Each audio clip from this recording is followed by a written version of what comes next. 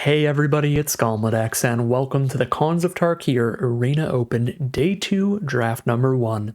In today's event, we'll be competing in some best-of-3 matches of the Cons of Tarkir draft format, with the goal of winning at least 3 out of the next 4 rounds. If we can do that, we'll gain entry into the Arena Open Day 2 Draft Number 2, where there are up to $2,000 in cash prizes on the line. As always, my personal goal is to at least try to get into the second draft so that we can play a couple drafts out of this event, but since I did manage to qualify on my first attempt this time around, we're going to be at a net positive in gyms no matter what, so I'll be happy with whatever we can get out of this draft. Without further ado though, let's hop into this draft and see where the cards take us today. Here we are now for our pack 1 pick 1 with a really nice pack. We have an Utter End for a 2-color removal spell, but a really good one. Instant Speed and Exiling. Jeskai Charm's a really flexible spell, but the mana cost is certainly very narrow, fitting into specifically just Jeskai or 5-color. At least with Utter End, we get to go Abzan or Mardu, so white, black, green, or white, black, red, or just white, black in general. So it is quite a bit more flexible than the charm in terms of the mana cost. There's a Mystic Monastery for an excellent mana fixer. This will work in red, white, black, or red, white, blue, primarily, but also blue, red, green. So actually the 3-color lands like the Triomes are really flexible. I think these are the best 3 cards for sure. I don't think you could go super wrong with any of them, but I'm going to start off with the Utter End here. For pack 1, pick 2... we've got an Incremental Growth, which would fit into our deck if we go Abzan, green, white, black. It's a very powerful kind of overrun style effect where you're just really beefing up your board state with 6 +1/+1 counters total. The awkward part about it is there have to be 3 legal targets on the board to cast it, so you need a pretty high creature count, especially at lower mana costs. Otherwise, you get in awkward positions where you only have 2, so you have to give a +1/+1 counter to an opposing creature. I think I'm going to go for the Incremental Growth here. I think Secret Plans is a really fun, pretty solid build around as well. It's probably my second favorite card here, but it is a bit slow at times. And there's also Master the Way, which is a really nice blue-red spell. Actually, it's all just great uncommons again, really competing. Pick 3 now. There's a Tranquil Cove for fixing. That doesn't really help with our first 2 cards unless we're going like 4-color. There's a Sultai Charm here. If we start heading into Sultai, we've got an Incremental Growth and a Sultai Charm in that direction towards green, black, blue. And it's one of the strongest cards in this pack, if not the strongest card. Yeah, I think it's really Sultai Charm and the fixing between a Tranquil Cove and a Bloodstained Mire being my favorite cards out of the pack. Rite of the Serpent's just really expensive removal. I think I'll be going for the Sultai Charm here. Not confident where we're going to land, but we'll find out soon enough. Pick 4 now. The mana fixing is again kind of off color from the direction that we're headed in right now, where we're in white, green, black, or green, black, blue, and these are both off color from that white, blue, or blue, red fixing. There's a Pine Walker here, which is great if we end up in green. Morph this out on turn 3 and turn it into a 5-mana 5/5 on turn 5, which is pretty good. We can also just cast it straight up as a 5-mana 5/5. It's just beefy for the cost. I like the Skull Hunter in really aggressive decks. That's another option for sure. But I think let's start getting pretty deep onto green and commit to that with Pine Walker, Incremental Growth in that direction, then a Sultai Charm if we end up in Sultai, and an Utter End if we end up in Abzan. Pick 5 Sultai Soothsayers, a solid sign for Sultai. There's also Scoured Barrens here for white-black fixing, which could be a huge pickup. I am a pretty big fan of the Soothsayer. 2/5, we get to dig 4 cards deep, put 1 into our hand, the rest into the grave. Really fuels Delve while being a 2-for-1 creature, drawing us a card when we play it every time. Also, the Abomination's a perfectly reasonable morph card for a Sultai deck. Hopefully Sultai pans out for us. We take this now, and we're going to need to take Sultai fixing pretty highly. Pack number 2 and 3. Okay, Rakshasa Vizier, but it's competing with Abzan Guide. It's actually pretty difficult. So if you don't cast any Delve cards with this on board, it's just a 5-mana 4/4. Whereas this, you flip it up as a 5-mana 4/4 lifelink, which is super impressive. we currently have 0 delve cards. And even when you do have the delve, all you're doing is beefing this up. Plus all the fixing we're seeing is in Abzan as well, which is another reason to maybe go towards black-white over black-blue. Scoured Barrens into the Abzan guide I would have been super happy with, but at this point, I think I will take the Vizier here. I think I'm still just real committed to the Sultai. And I think we've been passing enough fixing. We probably aren't trying to do some 4-color splash version of both of these clans. Pick 7 is pretty weak overall. Just take a Morph Dork or just an aggro combat trick. That's kind of it. I mean, Embodiment is ramp, but it's bad ramp. It's fixing that needs 2 of your colors to even get used in the first place, so it's really, really rough fixing. Pick 8, pretty weak pack again. There's a Shambling Attendance, so we can have a Delve card to go with the Vizier, but that is the weakest of the Delve cards. I would much prefer the 6 mana 3/3 Flyer, the 6 mana 4/4 Trample, cards like that. Take a Highland Game, just trades into Morphs as a 2-drop. I think the card's fine. Okay, pick number 9. Pack's pretty empty by now. Could take a banner. I really don't end up playing that unless we do go like 4-color splashy. Singing Bell Strike is super bad because decks can definitely make it to 6 mana in this format and get that untap. Then your removal spell just stops doing anything at that point. It's a Sandbar or a banner, but I don't really like either. I'll take the banner, I guess, for now. Pick number 10, Bitter Revelation. Fine card draw if we need some kind of filler like that. Fuels our Delve decently. Now another Highland Game. Awaken the Bear. From these Embodiment of Springs. See what we open up in pack number 2. Okay. Villainous Wealth. I mean, it's a lot of mana, but it is an absolute finisher. Opponent exiles the top X cards that are library. You cast any number of them with mana value X or less without paying their mana costs. So ideally you wait till you have like 9 mana. So you wait quite a while for this, but you just basically get to win the game if you can survive long enough to have 8 or 9 mana. I think that's super, super worth it. I really wish Mistfire Weaver weren't in this pack, because if it weren't for that, this would be a pretty easy pick. I guess Jungle Hollow as well. But Mistfire Weaver is just really consistently good no matter what your mana cost is at. But I think I take the Villainous Wealth here. And we try to play pretty controlling and try to prolong the game. Maybe just trade the Highland games off aggressively. Just to prolong the game as much as we can. Get to that 8-9 mana to just overwhelm our opponent with that spell. Okay, speaking of overwhelming our opponent, a 4-mana 4/5 is really good at doing that. We have to trigger Raid to not shoot ourselves in the face with this thing, but this card is so sturdy for its mana cost. It plays really, really well. I think it's more premium than any of these other just common creatures out of the pack. Take a Saddle Brute here. Pick 3.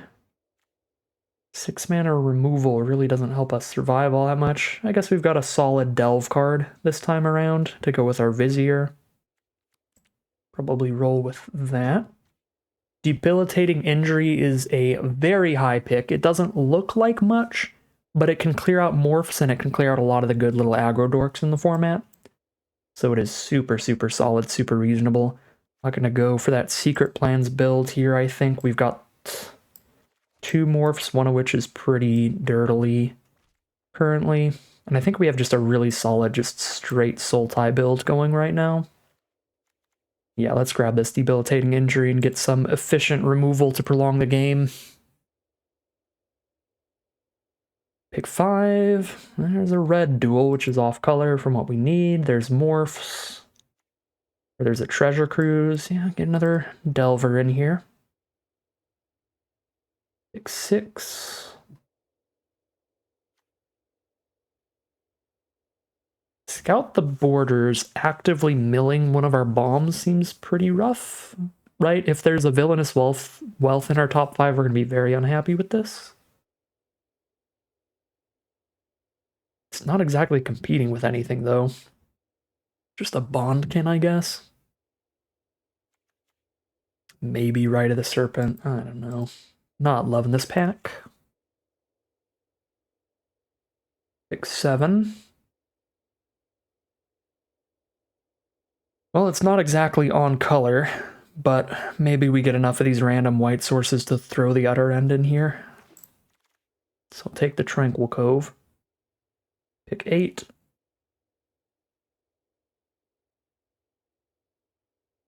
Just absolutely nothing. Looks like we're green, black, splash blue. So double blue cancel is just not really a thing. Other Hooting Mandrills is definitely a thing. Pick 10. Another way to fill our grave with some garbage. We want to go full-on delve plan.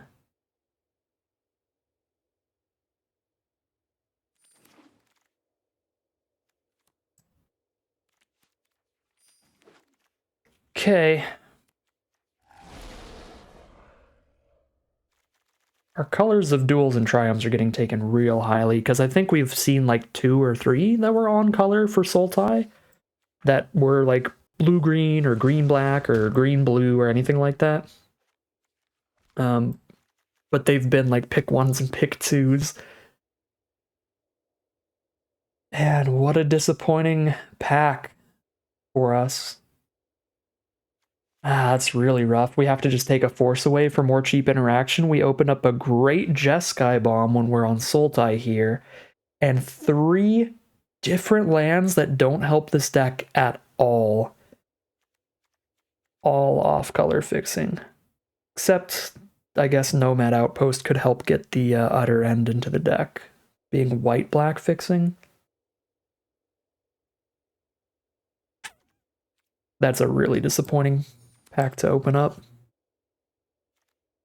Okay, pack 3, pick 2 is much better. Now we get an Opulent Palace. Perfect fixing this time, but we're not going to get that Dismal Backwater back with how the packs have been going. Taking the Palace over a Savage Punch, I think that's fine. We do have some beefy creatures to use this with, but we really need good removal. Tuskguard Captain is another good card, so a little sad to pass it over that too, but let's take that excellent fixing. Okay, this is not helpful, this fixing here. So force away and injury for removal. We might have to just cut incremental growth with the creature count we've got going here. It's just not actually looking super viable. Swiftwing any good with only 1 card that puts +1/+1 counters out? Really don't feel like it. Maybe it's another Tranquil Cove to throw the other end in here. Probably not, but the other options are just Morph Dorks. I guess Morph Dork Regenerator can prolong the game, which is our goal. Another Abzan Guide. Guess I can speculate on that. I don't think I'm playing 2 copies of Rite of the Serpent, and we're not really going to play an Awaken the Bear or an Unyielding Krumar at all. So the options are literally Abzan Guide or Tranquil Cove, mostly. So morph this out and maybe once in a blue moon flip it off a Tranquil Cove. If we're really lucky, we wheel another Cove and get the fixing to flip it up here.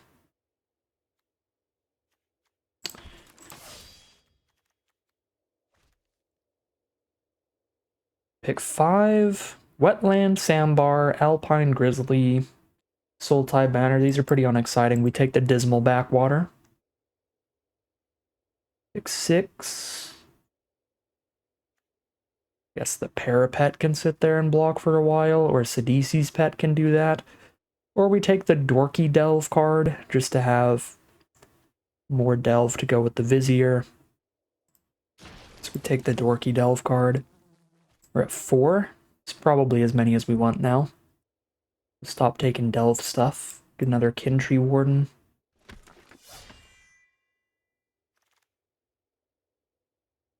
Pick number 8. Water Whirl is 1,000,000 mana. And it's double blue when we're green-black at the core. There's nothing we're really using. I guess maybe Crippling Chill. Another Hooting Mandrills and a useless duel, so we take the Hooting Mandrills and cut the attendants. There's a useful dual land, so we take that. Okay, well, I'm happy we found some on-color fixing in this final pack. And some random filler to wrap up the deck. So, don't know how I feel about this draft. I think pack 1, when we were really competing between Sultai and Abzan, I think maybe we should have hopped onto that Abzan trade with the Abzan guide, or the Abzan train with the Abzan guide, because the guide is just so consistently good versus like the Vizier that you really need to build around and draw the right cards to go with it. So if we like scooped up the guide and started just committing to black, white, green, I think we probably would have ended up with a bit better deck. And we had the tools at the time to see how things were going and try to hop on that color. And I think that probably would have been a better way to draft this out, even with the information we had at the time. Not that it would be a monumentally better deck, but it'd be a bit better. And then there's, as always in draft, the hindsight picks of, yeah, I mean, we opened up incredible Jeskai cards in pack 2 and pack 3. I don't think that Jeskai was like wildly open, but we saw decent Jeskai cards getting opened in our pack 1, pick 1, 2, and 3 or something. And if we were omnipotent and just knew the future and just scooped up Jeskai cards knowing I was going to open Mantis Rider and I was going to open the 1-mana 1/2 haste prowess, the Monastery Swift Spear and stuff like that, that's the magical Christmas land. If I knew the future, we'd be in Jeskai. But I don't think it was incorrect to not end up in Jeskai. That's just the best possible deck we could have ended up with if we were lucky and or knew the future. I do think we should have been Abzan though. Would have been a bit better than the deck we've ended up with here. This is definitely an 18 land deck. Might even use a Sultai banner because it's got that Villainous Wealth. It's definitely not exciting to do so, but let's just throw an 18th land in so that we know we've got the right count of land and non-land cards. So this is 40 cards right now, so in order to cut the filler like Unyielding Krumar and Incremental Growth, I just think it's not good if you don't have a really high creature count and you really want to curve into it consistently. Because if you don't have 3 creatures on your board, it can be such a downside. And yeah, we have 14 creatures trying to cut one more. So I would like to also cut the Incremental Growth. Then it's like we have enough Delve cards here with 3 Mandrills and a Treasure Cruise that we'd maybe want to cut one of those. Although I guess with the Vizier, we've got pretty big reasons to have a really high Delve count, so it's probably okay to have all 4 of those Delve cards. Rite of the Serpent's a ton of mana for removal, so maybe we'd want to cut that as well. So there's other cards we could cut here, like filler morph cards like Bonkin and Archer as well, but these are the only ones that I really think could actively make the deck weaker, because Krumar's a 4-mana 3/3 with no bonus text, really. So, I mean, let's see what we've got in the sideboard. Is there anything that I think looks better for this game plan than Incremental Growth, Unyielding Krumar? I mean, arguably. Sultai banner towards the Villainous Wealth. I need to put another land in because I cut one. There we go, 18 lands. Crippling Chill can slow people down, but blue's definitely our splash color. But I guess the Crippling Chill is perfectly solid later in the game too. The bigger the threat, the more valuable that play is. And if we're casting it later in the game, we're probably casting it on a higher mana value, scarier creature. It's probably fine.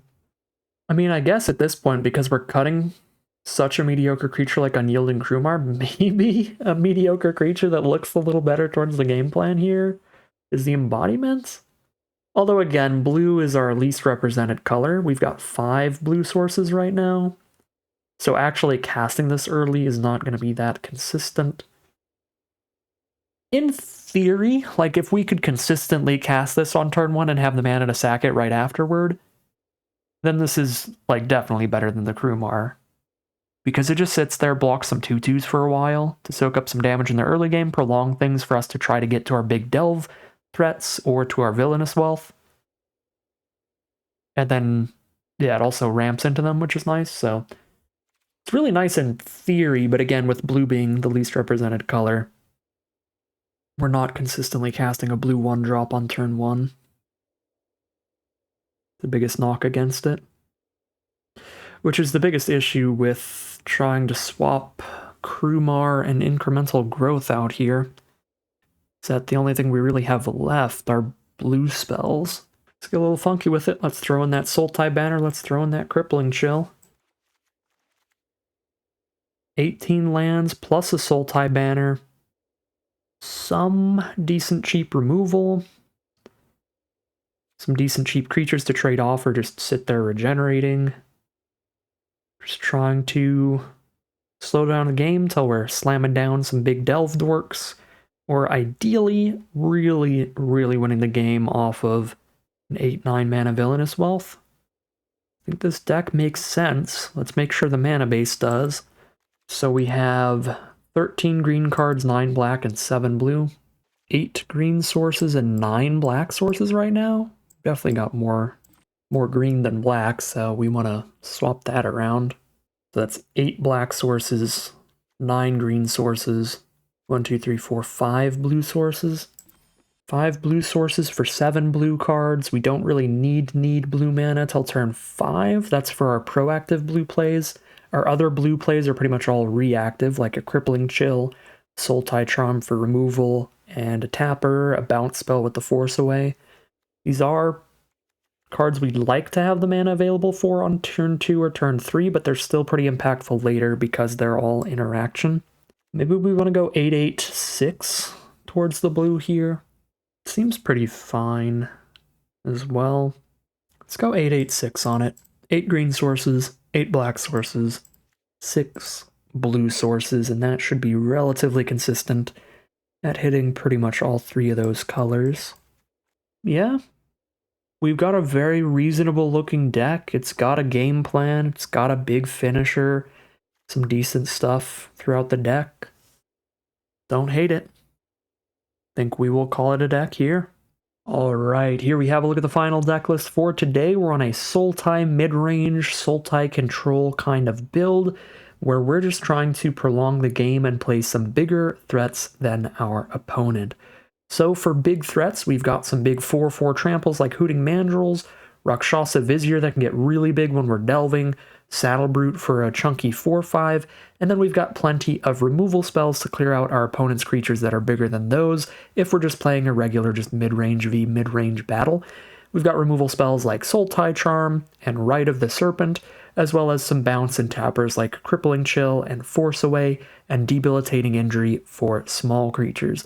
So if we're playing against aggro, we trade off our little creatures aggressively, we slow them down, use cheap removal spells, then drop some big creatures, and if we're playing against another big grindy deck that can compete with the size of our late game creatures, hopefully we can prolong the game long enough to get to our Mega Bomb, which is Villainous Wealth, which should be really good in long, grindy matchups that can get to the point where we have 8, 9, 10 mana, something like that. Then we're just going to cast a whole bunch of stuff from their deck and probably win the game off of this. So pretty fun looking deck here, pretty spicy stuff. Excited to see how it does as we head into the gameplay. Here we are for game 1 on the play. Kind of a slower hand, but I think that's how our deck is generally, and since we're on the play here, that'll make up for it a little. Get to drop the 3 mana 2/2 Archer into the Soothsayer turn 5. That can give us some card advantage, pulling out the best card from our top 4, putting it into our hand.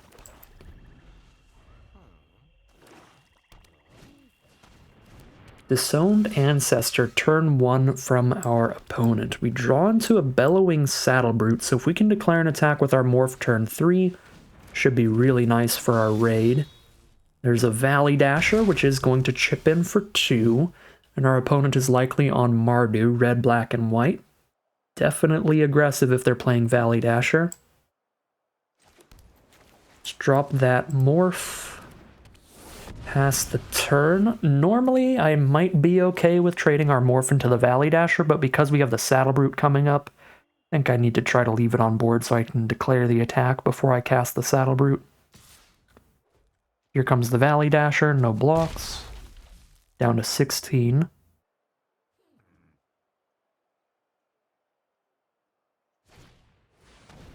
Face down card from opponent. Alright, let's see if we trade morphs here.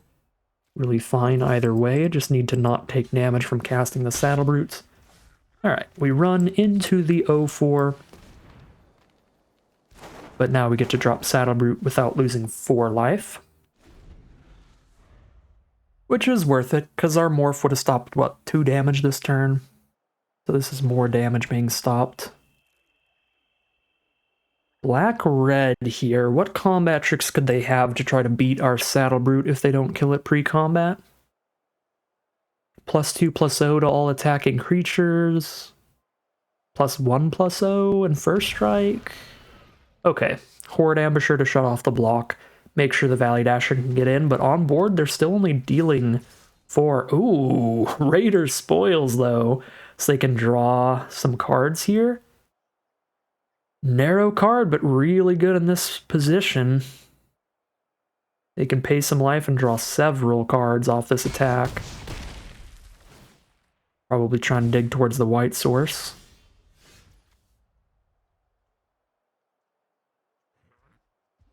It only triggers once? Oh, there was only one warrior. Oh my god, the Ancestor's the only warrior on their board. Okay, never mind. Okay, so we definitely have to play it defensive here. Drop the Soothsayer and just hold up all these blocks. We're down to 9.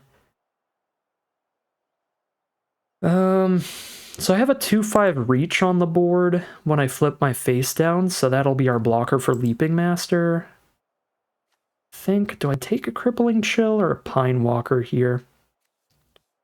Those are really the cards in consideration. I think I'm going to take the Crippling Chill. I'm trying to ideally dig towards a bigger finisher kind of card by drawing off of this, and this also plays well against some unblockable threat or something coming in hot. Or like them getting a flyer after they've killed our reach creature or something. I don't know, maybe it's better to just take the 5/5 since we do have one removal spell for like a really scary threat they might resolve later.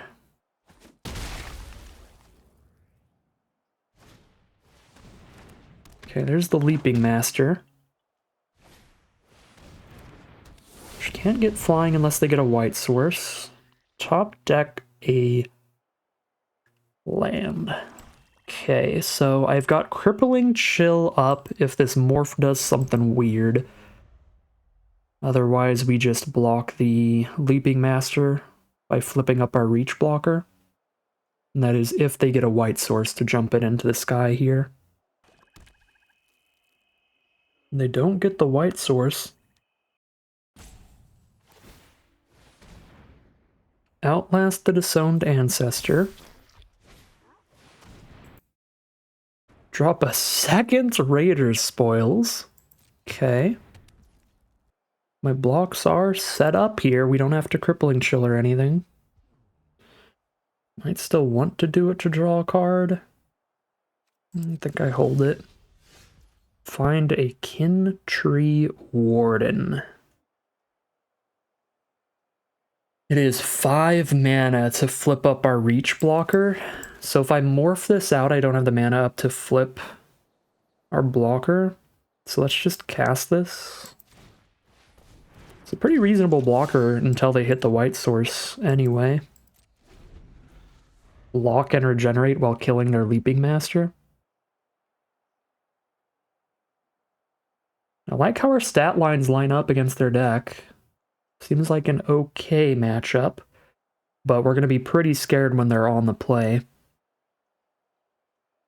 And this game's already not looking incredible for us. We have taken a lot of damage here.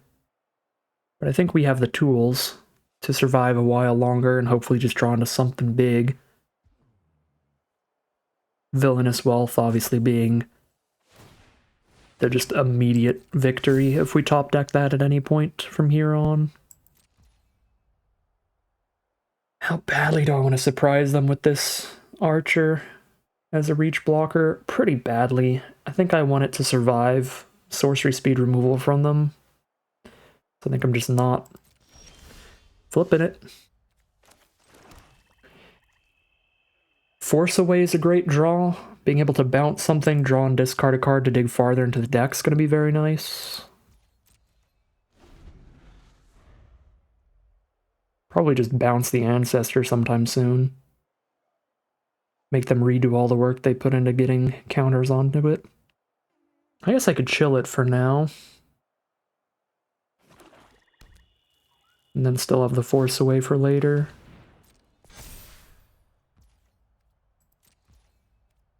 I'm just hanging out. Just have both of them. 4, 5, 6, 7, 8 mana. Play a 9th land. What does this do if I kill something with a counter? I get a 1/1. So I could destroy the Ancestor, get a 1/1, and still have Crippling Chill up.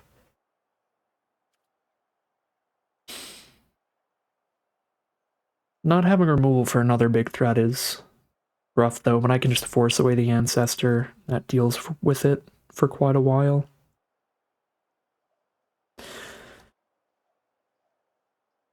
This is going to be a long one, but I think that's what we expect from our deck when we're in, when we're in the lead. When we're in a good position, this is what our games are going to feel like. I think we are happy when a game goes like this. We're really not happy for our opponent to have a burn away. Exile our graveyard away from delve stuff. And kill our Saddle Brute. Even if I Force Away and put this back in my hand...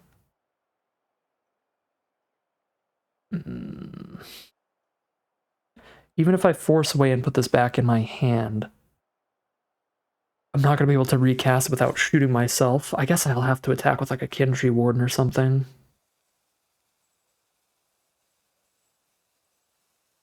This makes me really wish I just played the next island so I could play Force Away and Crippling Chill. That was loose of me. I was holding it so I could discard it to the Force Away when we draw and discard, but having double blue would have been so much better here. Then it's easy to Force Away our own Saddle Brute. I guess we let it happen, I think. Because I still really want to Force Away the Ancestor.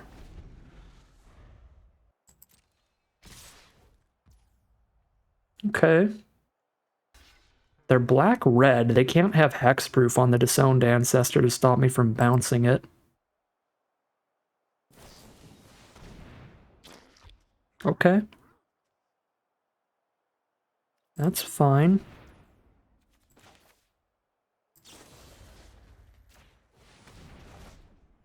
So now I get to hold the mana instead of flipping my face down because it trades either way. So just regenerate the Warden instead.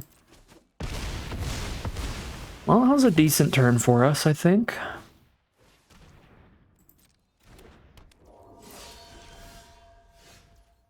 Highland Game.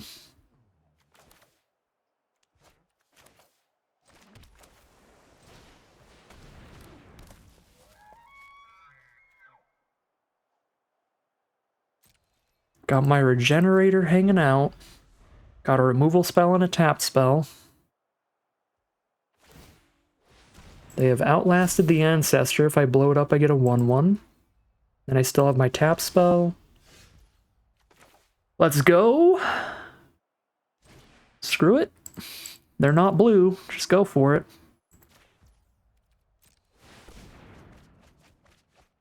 Oh, we hit 4 lands? Well...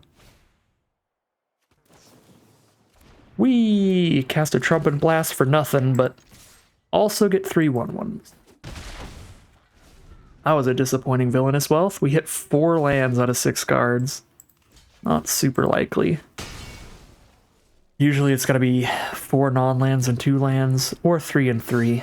Those are the most likely outcomes. Because most decks have slightly less than half lands. You expect slightly less than half the cards to be lands, and we had slightly more than half, which is sad. Another Ancestor is rude. This is so weird, but I think I'm just full aggro time. now. Ooh. Well, I wanted to also Ride of the Serpent, the one that has a counter on it. But now I'm gonna Mandrills, holding up 2 mana for the Regenerator.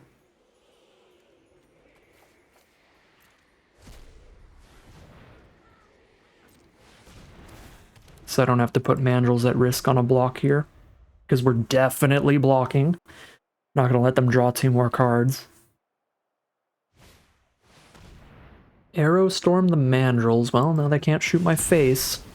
And I still have a Regenerator up on blocks. So Valley Dasher. That one, is that a warrior? No, it's a Berserker. Take 1 more damage to stop them from drawing cards here. Valley Dasher actually pretty terrifying with double Raider spoils.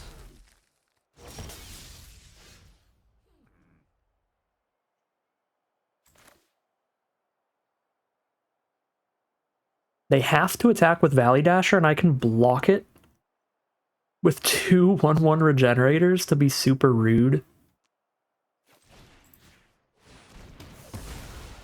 Okay.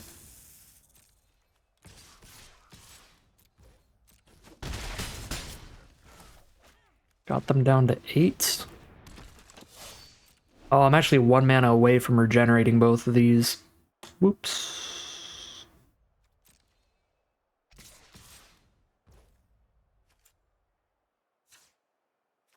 Shoot. That's actually sad.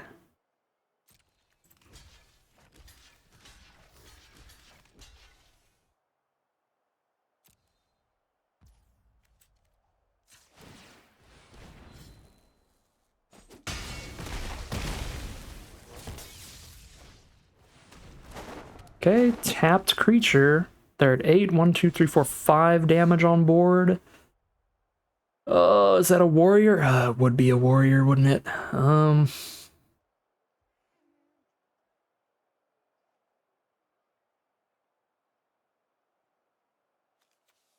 5.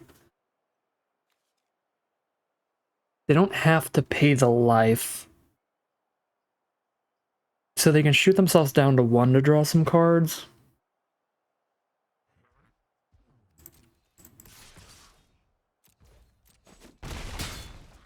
Regenerator on the Ancestor, 1/1 on the Skull Hunter. They only have 12 cards left? I was going to say they got to hit their lands eventually, but we helped their ratio a lot by exiling 4 of the lands. I was like, how do they have only 12 cards left but they only hit 8 lands? It's because they've actually hit 12 lands.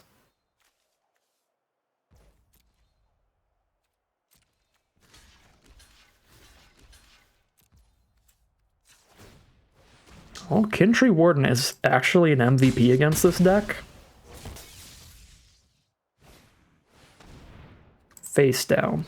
That's definitely scary. I live in fear. They've got enough mana. It could flip into something that can eat a 2/1. It could flip into 3 toughness creature here. The only morph we've seen them play so far is a Ponyback Brigade, which flips into more 1/1s to beat us down with, but they don't have a white source. We're just hoping this isn't the 3/3 first strike or the 5/3 or something.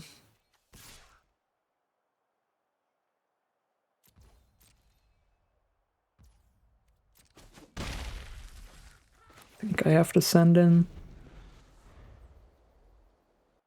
It's probably another Ponyback Brigade, because they didn't even think about flipping it, really. Another morph. I need you to stop drawing spells. Well, there's a Vizier. We still have 3 Delve cards in this deck. We only drew a Hooting Mandrills. We still got a Treasure Cruise and 2 more Mandrills. Okay. Very legitimate. And our opponent mills before us because of the exiling a bunch of cards from their deck. Can't really get in anymore, though. Can't get through the Ancestor.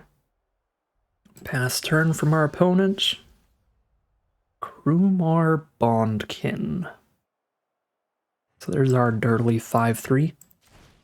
I guess it gets to attack into their board state at least. Although now it is holding for them, so they can't actually flip one of these. Hopefully it's just their own Bondkin and we just trade Bondkins on an attack soon.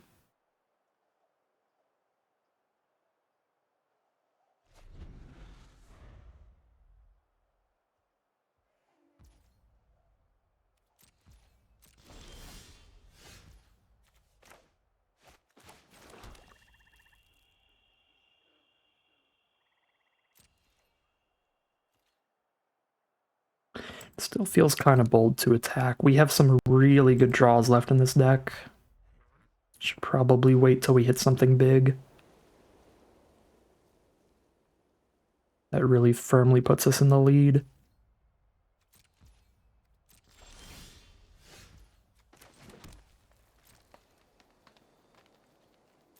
So I really don't want to end up in a position where I like attack with this thing and then they just double removal spell me. Or they find the white source for the Pony Brack. That's also terrible. 5 blockers against 6 creatures. Not dead yet. Oh, the sequencing of draws was rough. This land clump. Now we're dead. No, we got a 5 on board. Or we take 5 on board, we get a 1. But it does feel like our opponent has been drawing a lot of non-lands lately. Yeah. That's dead. Another creature tapped and attacking. God dang it, man. Alright. This was actually so dead. That and Ponyback Brigade? Jesus Christ.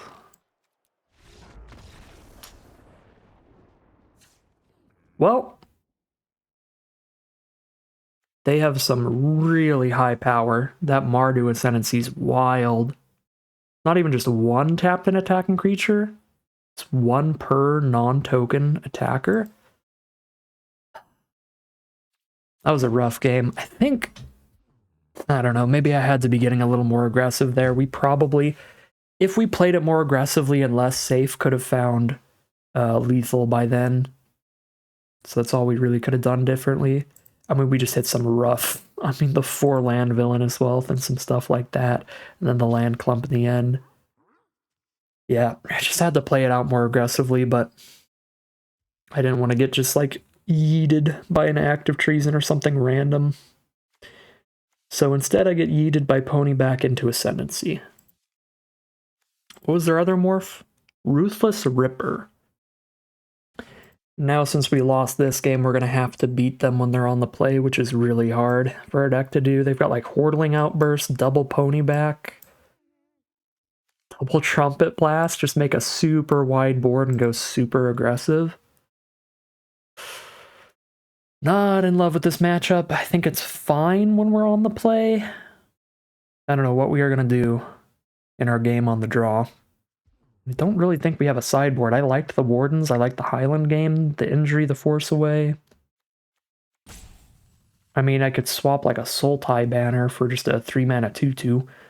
Abzan Guide. Another morph creature to slap down. I mean, a 4-mana 3/3, honestly, against Valley Dashers, these 2/2s that have to attack isn't horrible. But they've got a lot of ways of buffing their board, too, to make them 3/2s that have to attack, where it doesn't actually play that great. I'm just going to run it back here. Heading into game number 2 of the first round. We're on the play. I think we can start with a 3-mana 2/2. When we're on the play. This is a matchup where this was really, really in contention to being a mulligan. There's that Valley Dasher. And draw an 8-drop. Just perfect draw, let's go. That's what we want against the aggro.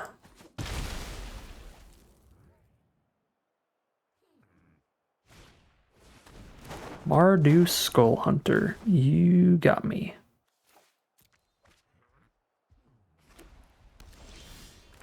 Oh no, I can cast my Hooting Mandrills now? We didn't see any active treasons from them. So 4/4 is big at this point in the game. Did see their 4 damage spell, the Arrow Storm they could have here. Send in, take the 2-for-1 trade, hold up a Crippling Chill, or just send in and they don't block and then Crippling Chill something on their turn.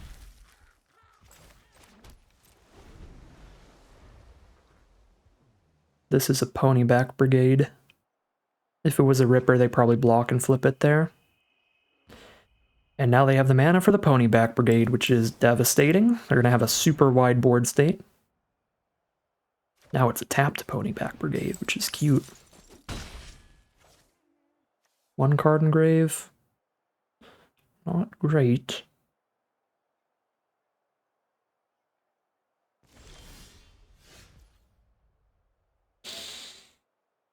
Flip the Ponyback Brigade. They have 3 1/1s. They have 2 Trumpet Blasts in this deck. So just attacking with 4 creatures, even if they're 1/1s, means they're all hitting for 3, which is like 12 damage. Off of just 3 1/1s. When if it's just Ponyback Brigade into Trumpet Blast, game's just straight over. I don't even know that holding up 2 blockers is even helping that much. Block 2 of them and take 6. Guess I've got a Treasure Cruise coming up, so I probably should play defensively here. But that just buys them more time to draw into that Mardu Ascendancy and just steamroll. Who would have guessed? It is a Ponyback Brigade.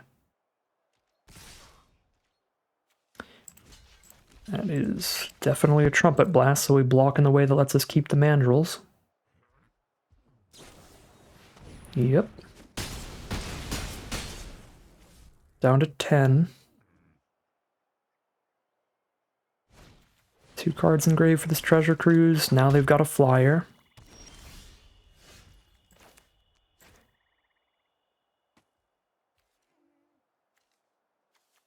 To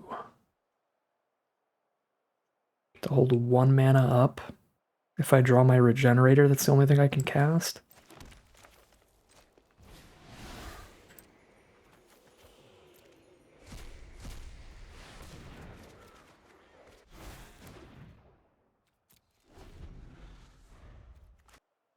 Just needed like a Death Frenzy or something in our draft pot, or we were not beating this. Our Abzan deck could probably beat this. Just another Trumpet Blast? Jesus Christ. They drew both copies this game. 1, 2, 3, 4, 5, 6, 7, 8, 9, 10. It doesn't even matter, it's just lethal if they did draw double blast. Wow.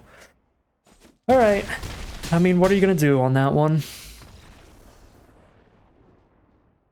Abzan deck would have stood a better chance with the 4/4 lifelinker. Could have tried to mulligan into a hand with a cheaper curve, but we don't have a very cheap curve with this deck, so that's definitely a bit of a gamble there. I don't know. I don't think there's much we could have done game 2. Game 1, maybe we could out-aggro them near the end of it. We could have chipped in for another 3 damage if I played less defensively. So we could have had a game 3 in that round, but who knows how that game would have been, because the game 3 would have been with them on the play. So I don't even know, even if we won the first game, if we would have stood a chance in game 2 when they were going to be on the play at that point. Yeah, I don't know. I still don't hate this deck. That was just a really, really aggressive deck for the format. Drawing the double Trumpet Blast in that second game was also gross. Okay. Is what it is. Start off with a loss, and we're going to have to win every single round from now on to make it into the second draft. Start off on the play again, 3 mana 2/2 to start things off, which again I think is generally fine for this format. Was sketchy against their deck, but our deck doesn't do much faster than starting with a 3 mana 2/2. It's a pretty nasty Vizier hand this time around, which is spicy. 5 mana to flip our morph. I don't hate the morph for morph trade because it fuels Delve. They're on blue, black, white, so some combination of Sultai and Abzan. The trade's probably fine with most of their morphs that they might have. Because we're fueling our Delve here. Oh yeah, trading our 5/5 into a 4/4 lifelink is fine. Abzan Guide's a great, great morph.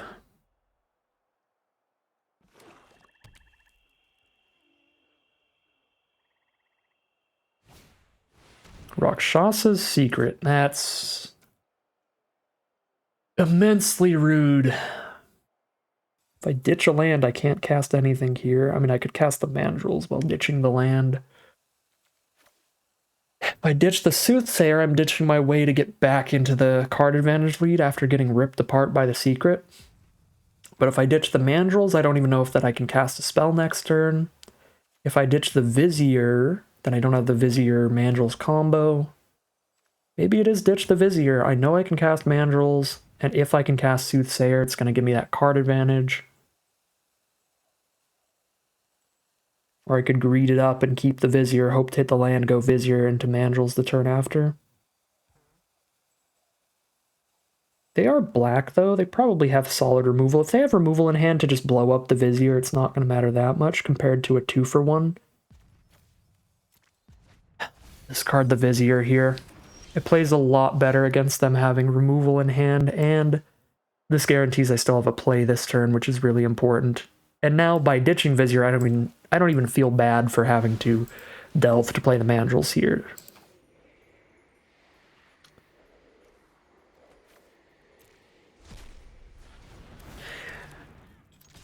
Like, if I kept Vizier instead of Soothsayer, and then I drew Villainous Wealth like I did, I would have felt really bad about having to delve out the Mandrills and just not have a delve card for the Vizier anymore. I would have been very, very sad.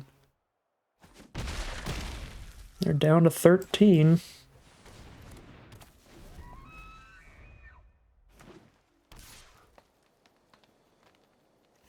You can eat my Highland game if you want. Is this the 5/5 that untaps itself? That'd be the only one I'd be sad about. Okay, Abzan Guide. Never mind. There's another one I'm sad about. Lifelink is just such a massive ability. Yeah, I am sad about that.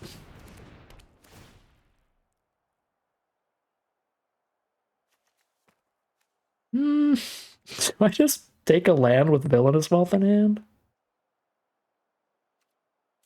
I don't think so.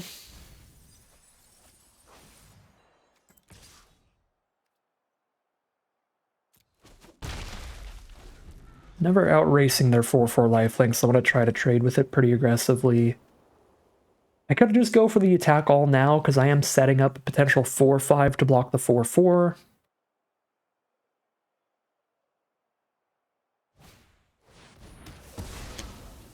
Alright, Rite of the Serpent, spend some premium removal on our 4/4. So now our 4/5 maybe sticks around. Fingers crossed. Come on. Let's do it, Saddlebrute. Stick around. I believe in you. Ooh, gross. Armament Core to buff the Abzan Guide seems very good. We're down to 17. They're up to 21. Villainous Wealth for 4, but I really think I need to try to wait till I can hit 5 and 6 mana value spells, because the Wealth has to be spells with mana value X or less. So if I wealth for 4 and I just hit 5 and 6 drops like Rite of the Serpents, Abzan Guides, Armament Cores, that's going to be really bad.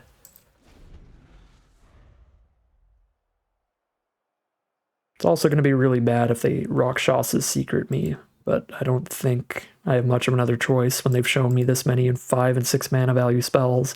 We've seen 2 6 mana value spells in their grave, another 6 on board, a 5 on board. Show me the greatest combat trick of all time? Actually, all it needs to be is instant speed removal, and I just get completely crushed. They blow up the Saddle Brute in my entire board. Yeah, this is not good. Now at least they just blow up the Saddle Brute and the Soothsayer. Okay, and it's not instant speed removal.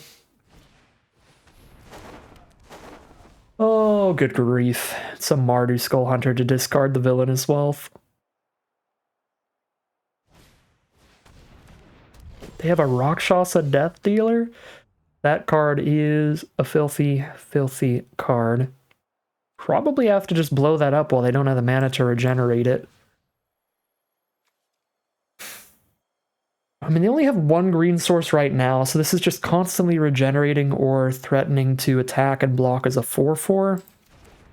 But if they hit a second green source, this card just goes insane. Card was wild in our sealed deck. Just gonna get rid of that. We can block the rest of their board right now.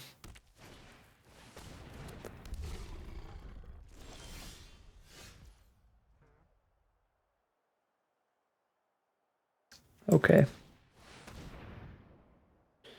Grab a Soul Tide Charm, grab a Hooting Mandrills. We've got a pretty full grave. Death Dealer is not monocolored.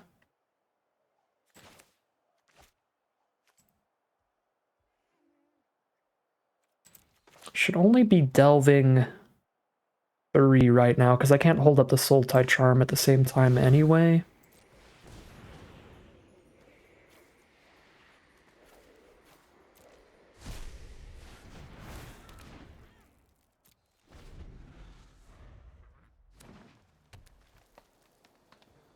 Well, there's the double green.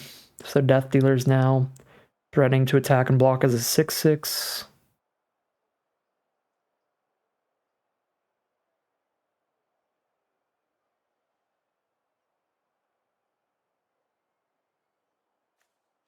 I cannot believe this.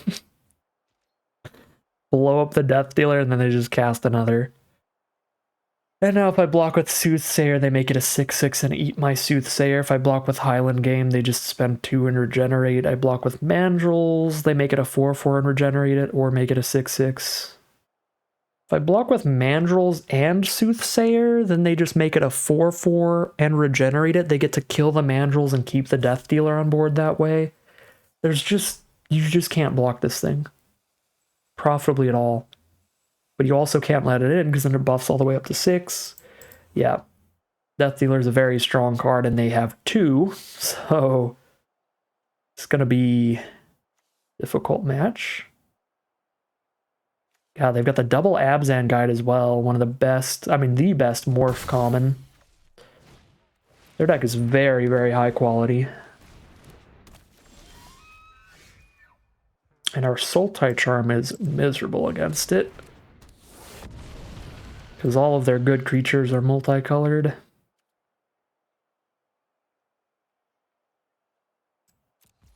Yeah, all I can do now is just sit here and slowly die to their second copy of Death Dealer. I did what I could, I killed the first one.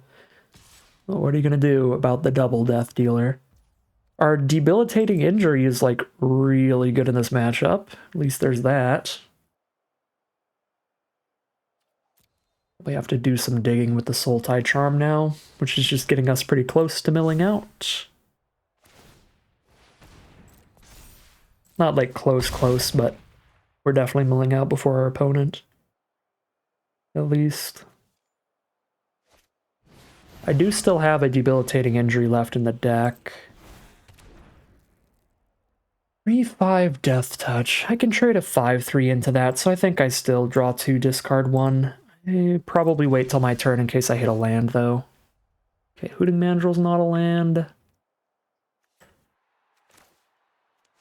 4 mana, 5 mana to flip this up. I say chump with Highland Game for a turn. Yeah, let's dig. Force Away is something. 2 mana to hold it up. I'll just delve 5, so it's harder for them to narrow down what my instant could be here. And it could be the morph. At 3 mana, it could be one of the smaller morphs.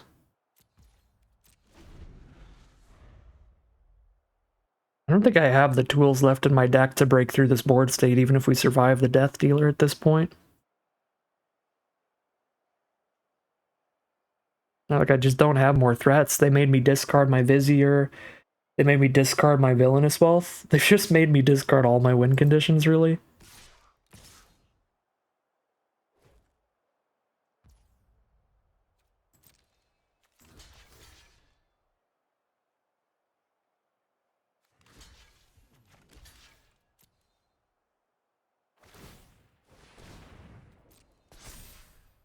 Yeah, our deck at this point has a Sagu Archer for a 2/5, a Treasure Cruise to draw 3, a Sultai Banner for mana fixing, a Debilitating Injury to kill the Death Dealer, and a Kintree Warden for a Regenerator. We just do not have anything that breaks through this board at this point.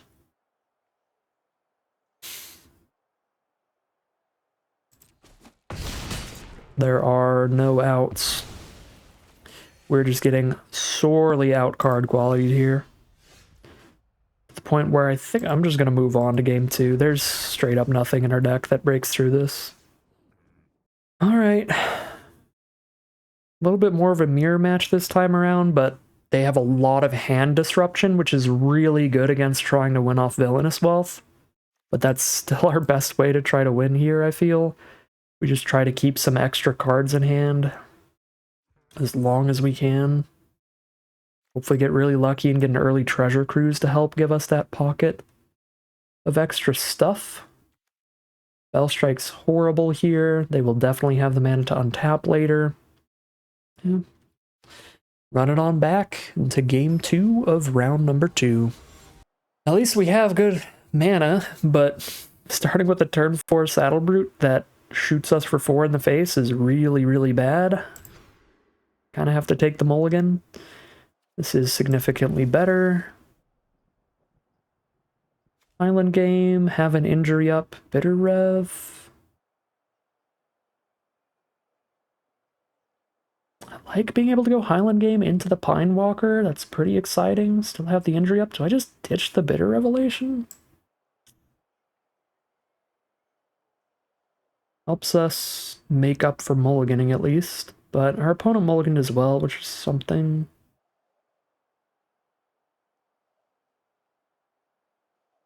Maybe I just ditched the Highland Game. Not really an aggro matchup. Sure, let's ditch the Highland Game and just go full on for the long game here. Start things at 3 mana with the Pine Walker face down.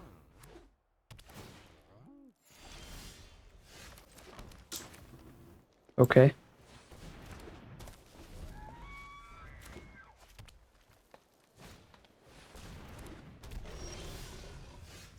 I don't know what else I was expecting. They do have 2 Death Dealers.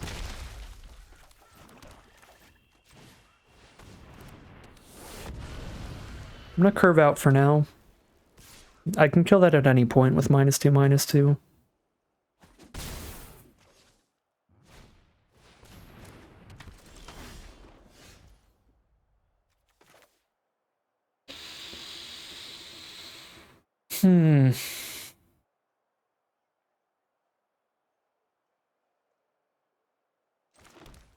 Bitter Revelation here. Just keep taking 2 from the Death Dealer for now. Seems fine. Because I'm also holding up a Sult. Oh, this is sorcery? Ooh. Okay, Bitter Revelation's much worse than I thought. Sorcery instead of instant is a pretty massive downside.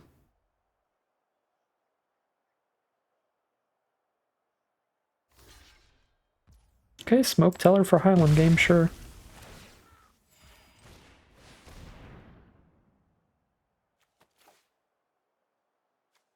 Let's take the Delve cards.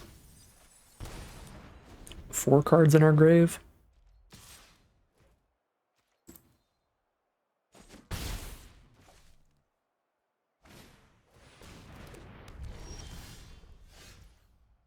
It's actual comedy. Magic Arena has some jokes. I guess I should have paid more attention to my board when I chose not to draw one of the lands. Because I forgot I actually do have a 5-drop. It's flipping up my Morph. But they're not going to block here anyway. Or maybe they will. I say I highly doubt it. Okay, so 4 cards in grave. Injury a Death Dealer, drop a Mandrills. Injury a Death Dealer, draw some cards. Now I think I gotta drop a Mandrills here. Maybe I don't even injury a Death Dealer, I just drop one. That actually seems okay. Again, because injury is gonna kill them. Even cast later. And this way I'll still have the mana to play another Mandrills next turn, because I'm keeping that grave more full.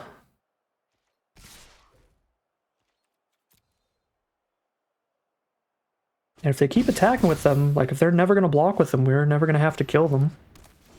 We can try to outrace here, and I think it's a reasonable shot. 2 cards in the grave. If I Sultai Charm, I have 3 cards in the grave, which is 1 too few to play a Hooting Mandrills and a Sultai Charm, killing a Highland game. So we attack both. If they block with Highland game, we flip the Morph. If they don't, we injury a Death Dealer and play a Mandrills. Okay. So here I kill the Highland game and have a blocker for a Death Dealer.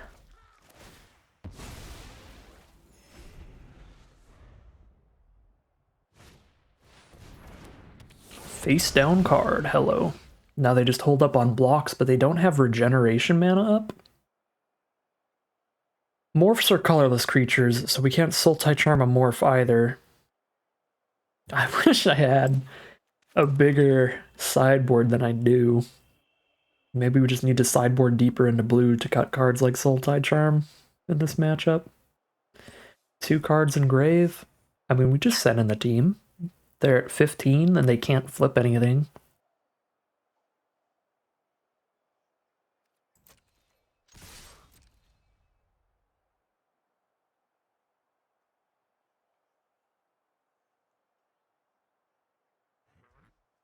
This Morph is probably another 4/4 lifelink. That's what they've been playing a lot, and that is, what, like 5 mana to flip up, so we don't even need to deal with it right now. Let's be a little mana efficient here. Let's kill a Death Dealer and drop a Mandrills.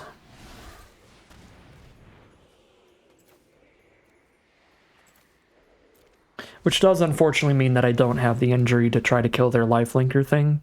But again, they need to draw 2 more lands to flip it. And they are going to concede. We got a victory here. Got a victory here. That Sultai Charm is looking monumentally awkward. I mean, I guess the blue spells aren't even good. What am I talking about? I'm like, I wish I could sideboard into more blue. Like, no, they're not good spells. Let's dirtle up the mana base a little, throw in the Abzan Guide in the other end to drop the Sultai Charm. And what else looks really bad? I don't think anything else looks really bad.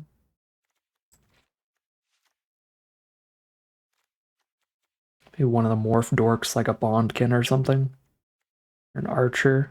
They didn't really have any flyers. We can drop an Archer here. So we drop Sultai Charm and Sagu Archer to throw in Abzan Guide, Utter End. We drop an Island for a Tranquil Cove.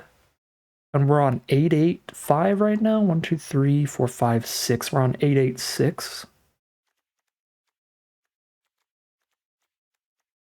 886, so let's go 87. 62?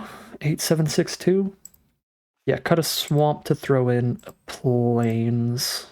So we have 2 white sources towards Utter End and Abzan Guide. It's a bit low, but I don't really want to cut any of the core colors here. I guess 6 blue sources, I could cut a blue.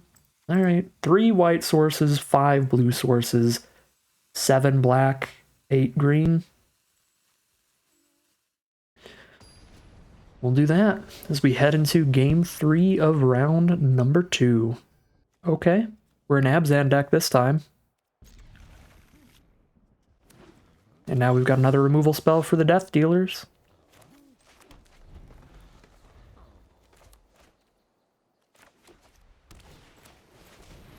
Smoke Teller turn 2. We got nothing till turn 3, which is rough when they're on the play.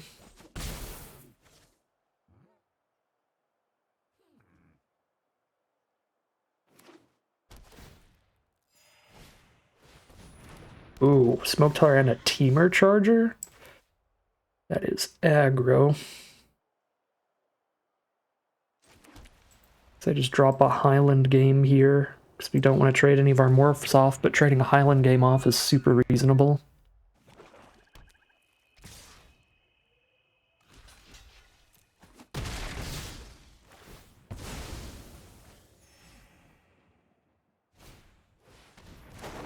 Oh boy, they are just curving out over here.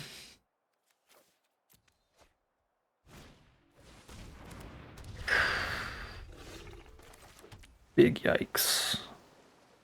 Okay, they have 2 cards left. Do like the idea of having a 4/4 against a bunch of 2-power creatures.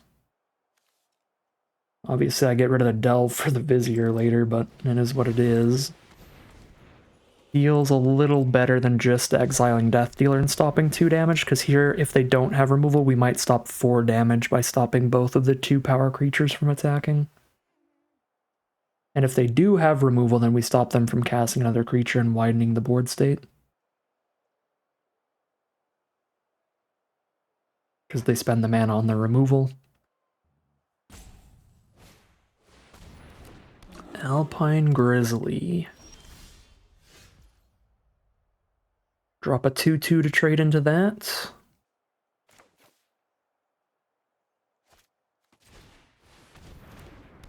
Why on earth would you auto-tap like that? I mean, it doesn't really matter, because flipping this up into a 1/1 that regenerates doesn't matter when we don't have the mana to regenerate it anyway.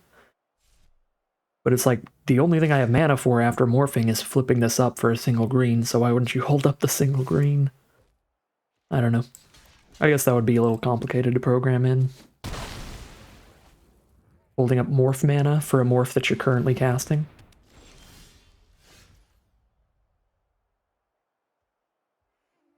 Oh, we're really looking for land 5. Now I'm gonna have to trade a Mandrills into a Krumar Bonkin, which means I don't have it to block other stuff. Can't flip up either of these till I hit a 5th land. So we're just holding up Utter End at this point? I guess. Doesn't feel great.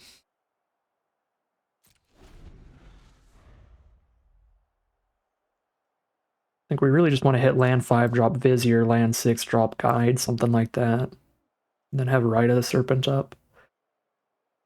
If land 5's a forest, we just drop the Pine Walker, have an even juicier blocker. Trying to outsize our opponent. Armament Core is really good at outsizing us, though.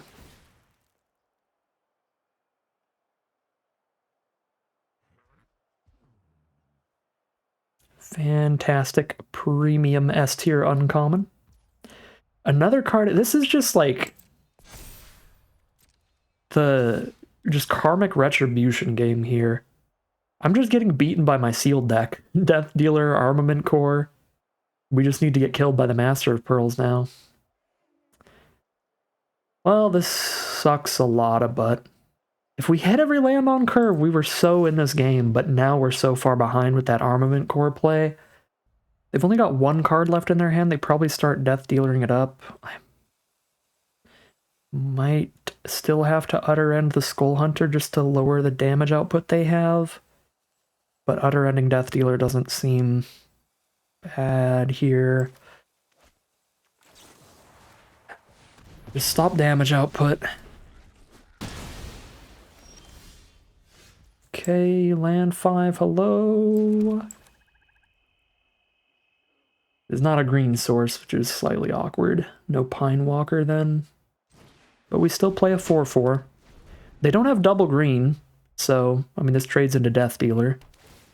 They have double green, but not this turn. Now, next turn, they'll have double green for Death Dealer. Oh, snap. I don't have any Delve in hand. You can trade a Death Dealer for a Vizier. It's cool with me. Down to 14. There's that second green source. Play a 5/5 against a 4/4. Lock the board state up. Nope. Down to 8. I mean, a lifelinker does vastly outrace a 2/2.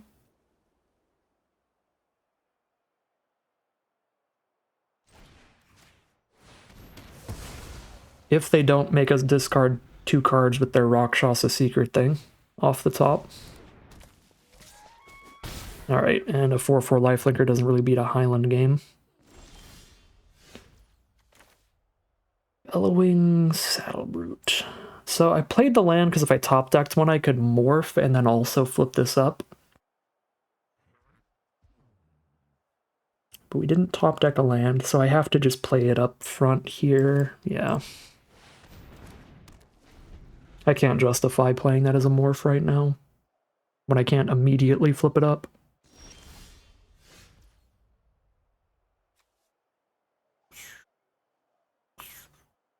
Trade into both their creatures, go to 10. It's 10 life to 14. Top deck war where I have a 4/5 on board. I feel like that's just where we're at this point.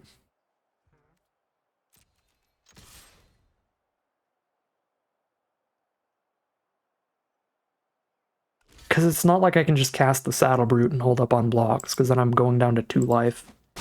And then if they blow up my lifelinker, the game's over. I just can't cast this thing unless I declare the attack, so... just forced into it there. Maybe I should be playing these lands, so if they have a Rakshasa secret, I don't discard anything. And if I top deck Villainous Wealth, it's better. But I could also see holding these lands, so if they get the discard spell, I get to discard these instead of whatever I'm holding on to. I'm gonna play these lands, so a top deck Villainous Wealth is even better. Okay, top deck war's going fine so far.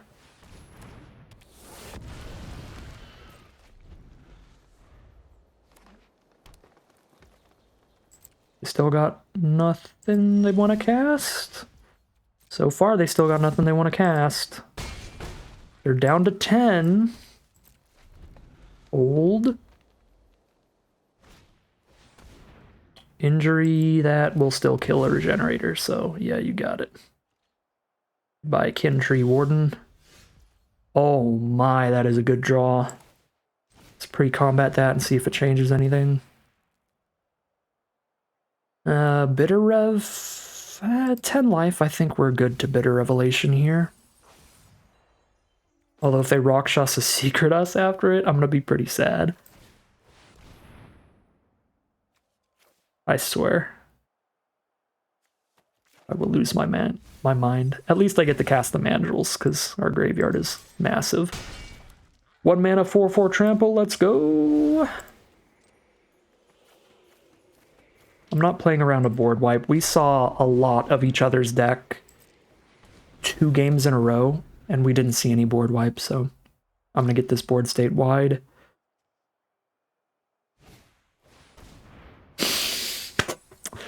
This is going to keep happening. I mean, it doesn't matter, because they didn't have any creatures to put on that board, so we do win the game, but that is so... that's so rude, man. Discard the Villainous Wealth again. Okay, really thought that the run was over there. I think their deck was certainly better than ours. The card quality is really high up there. I mean, they've got filler too, Bondkin, Grizzly, but they've got some really high quality with double Death Dealer, Armament Core, stuff like that is pretty spooky, so really happy we got through that with a victory under our belt, and we're still in contention. We just got to win the next 2 rounds in a row if we're lucky. I did quite like actually splashing back towards the white, but obviously if I still hit all of my colors, I'm gonna like the white version of the deck, right? Like, if you play a 5-color deck and you're statistically pretty unlikely to draw well, but then you do draw well, you're still gonna like the 5-color deck, even if it's like the wrong build, statistically speaking. So I don't know how results-oriented thinking it is to just want to start the next round with the 5-color build. Or not the 5-color, the 4-color build. I mean, there's really only one spell that we're putting in here that isn't castable without the white mana, and that's the Other End. The guide is still a morph early in the game. The problem is that we're not just putting in some cards that might not do anything because we only have 3 white sources. The problem is we're also making it less likely to hit black and less likely to hit blue because we're cutting a swamp and an island for 2 plains to go with the Tranquil Cove. I don't know, this might be wrong, but I'm actually going to start with that 4-color build again. Dropping... I don't know what we drop here. I mean, Soul-Tide Charm has been a little awkward, but I think that was just the matchup, really. Yeah, drop the Sagu Archer, drop the Bondkin. Maybe? Maybe the Soul-Tide Banner, maybe the Crippling Chill. Yeah, I'll actually drop the Crippling Chill and the Sagu Archer. We'll try starting with the 4-color deck these next few games, but got a victory there in round 2. We're guaranteed at least 1,500 gems here now, so pretty far up in value out of this event, since we did get through day 1 in our first try, so that's nice. But fingers crossed, we can just go runner, win 2 more times in a row, maybe get to draft this format once again. If not, though, we can always draft some more premier drafts and traditional drafts and stuff. It's not like this is our last time to play the format, but potentially our last time to play it at the competitive level. I don't think they're doing another Arena Open of cons. At least not anytime soon. So I'm going to keep this hand. It's obviously risky because it starts with so much mana, but we have some really powerful super high mana value spells in this deck, and Soul-Tide Charm has an alternate ability where we can cast it to draw 2 and discard 1, so ideally draw a couple non-lands, discard a land off that. We have drawn exclusively lands so far, which is super awkward after starting with a 6-lander, and we're against Boros, red-white here. So I do have to consider just Soul-Tide Charming the Bondkin, because red-white is one of the 2 most aggressive color pairs. Ooh, wow. They get that Horde Chief raid trigger. Shoot. Yeah, I probably should have killed the Bondkin before they could even choose to declare an attack. That would have been able to stop any potential 3-mana raid cards, and Horde Chief is the best common in the format, at least the best common creature. In terms of win rate, card is absurd, a 2/3 and a 1/1 for 3 if you attacked. Well, best play was to kill the Bondkin before they could attack and trigger raid stuff. Second best play is to dig for goodies now. Well, we have our win con.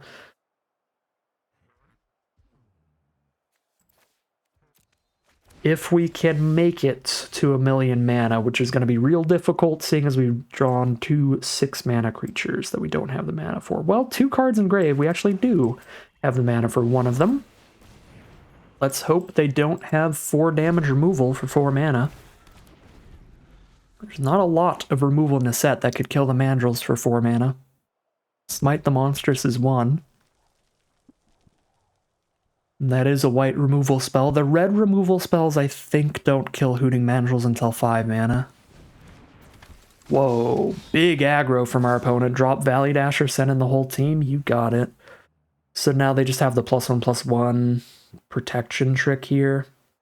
So they just save whatever I block. Which is pretty annoying. I feel like that is the most likely thing here. Yep, Feat of Resistance, so they don't lose a creature at all. I still keep the Mandrills, but I take a bunch of damage and their board state stays wide, which is bad. No cards in grave, I can't Hooting Mandrills this turn, so we drop a Highland game. And we're 100% holding on blocks. That Horde Chief has first strike now too, which is gross.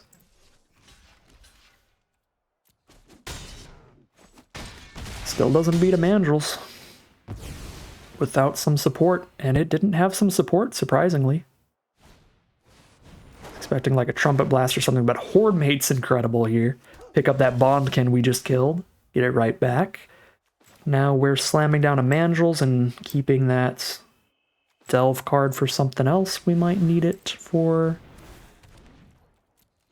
Maybe having a ton of 6-mana 4/4s isn't that bad in this set. We can block all these 3/2s. Rush of Battle. Never mind, that is terrible. 14. I guess it's time to go to town with Villainous Wealth. Wealth for 4, though. Probably just gonna cast another Mandrills. They gotta run out of stuff eventually, right? But that's my last land in hand. So I don't even know that I'm gonna top deck a land to Villainous Wealth for anything bigger anytime soon. And they seem to have a low enough curve that 4 or less should hit most of their spells. They have 2 more cards in hand, and neither of them are lands, which is what's really terrifying. Saddlebrute is miserably bad here. Oh, I guess I go to main phase 2 and then I do this for 4 and hope for the best. And this way, if we hit Valley Dashers, they will be able to block.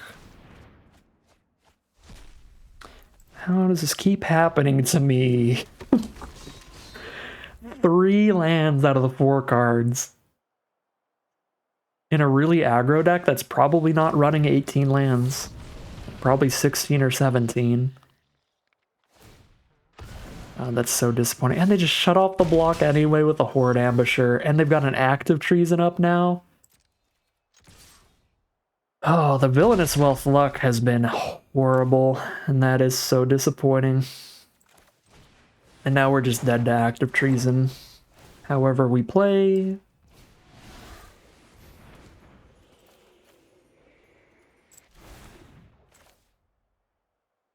I need to exile 3 here.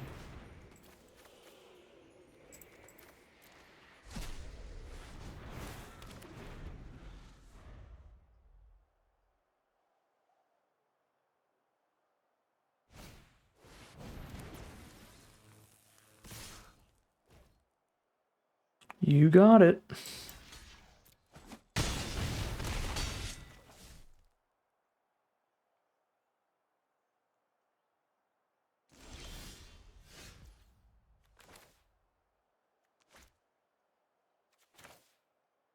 One, two, three, four, 5. Nope, if I cast this, I don't have Rite of the Serpent mana.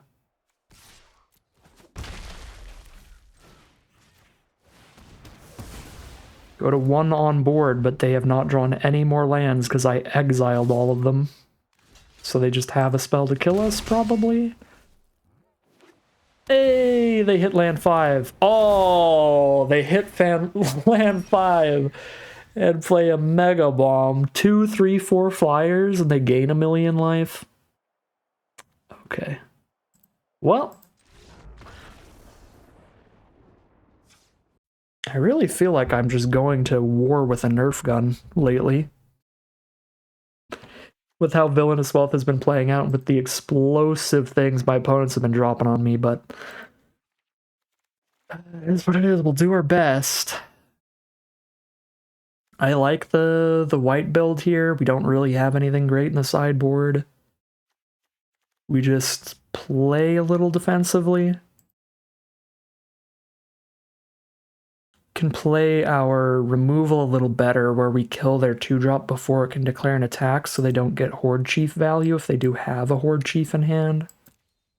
It's another matchup where something like a Death Frenzy for -2/-2 to everybody would be incredible, but we didn't see one in our draft pod.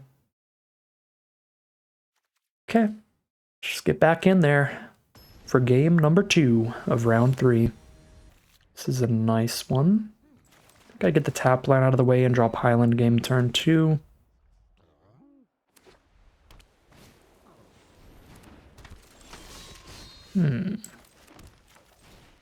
Kintry Warden could be really nice against the cavalry.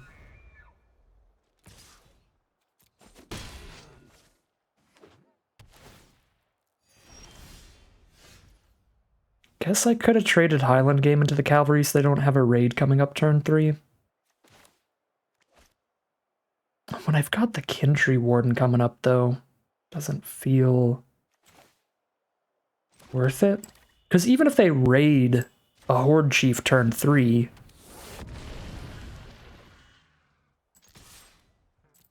I've killed their 1/1 with text so that they can get a 1/1 with no text.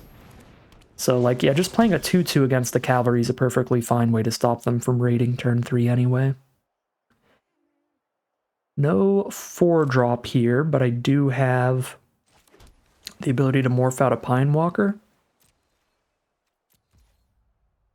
I think on this board I'd rather be able to flip up and regenerate my regenerating dork.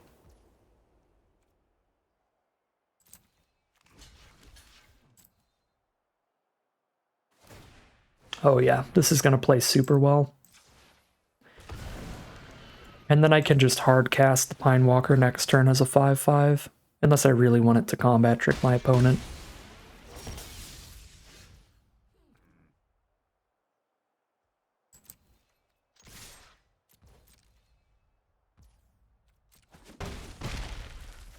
But I don't think I do.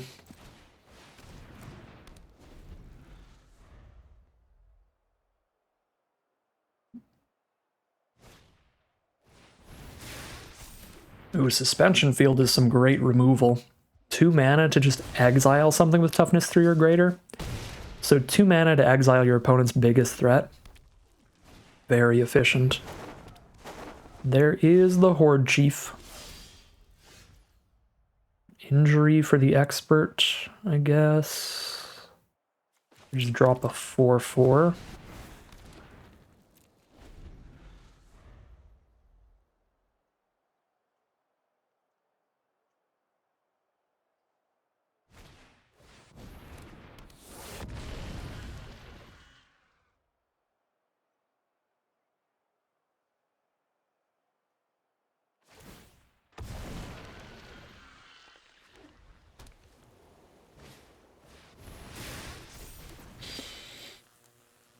Oh my lord. Now we're just gonna die to basically any spell next turn. Got a Mandrills and a Highland game up. I'm gonna have 2 blockers up. I block there, block there. I can kill the expert with an injury. Still do die to a lot of spells if I go down to 10. I guess I can play around Arrowstorm by chumping here. 4, 5, 6, 7, go to 7. Sure.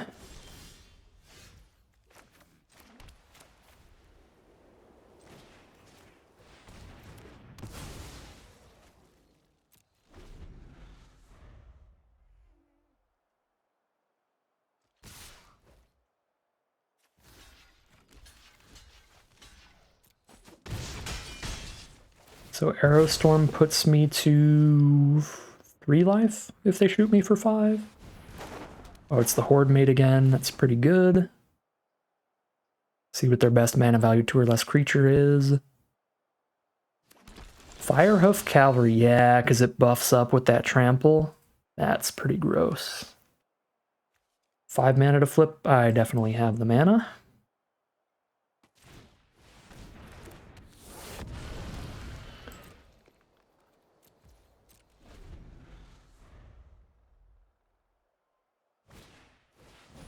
Valley Dasher.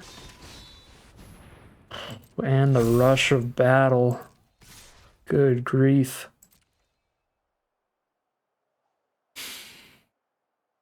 Best I can do is go to 2. But that involves losing my entire board. Go to 1 instead to keep a 4/4 on board. Yeah, take 1 more damage, keep 1 more creature, feels better. And it gets rid of their Trampler, which is massive.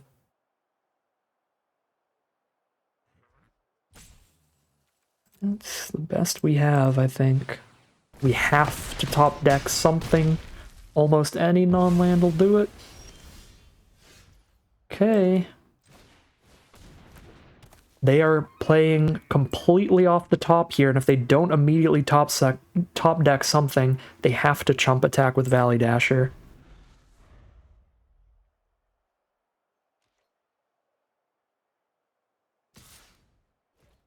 Alright.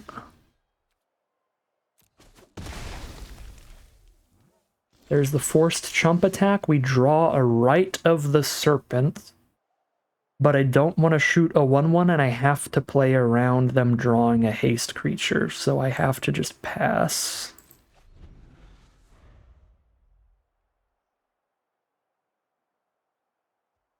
They have so many Valley Dashers, I don't think we can just do that.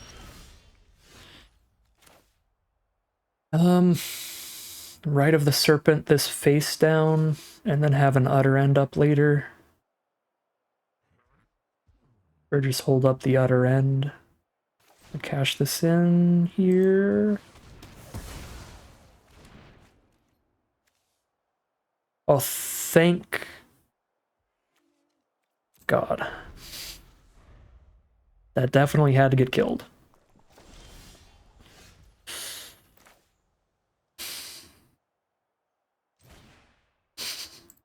Alright, redemption run for Villainous Wealth. Okay, 3 spells out of 5 cards. Redemption run for Villainous Wealth.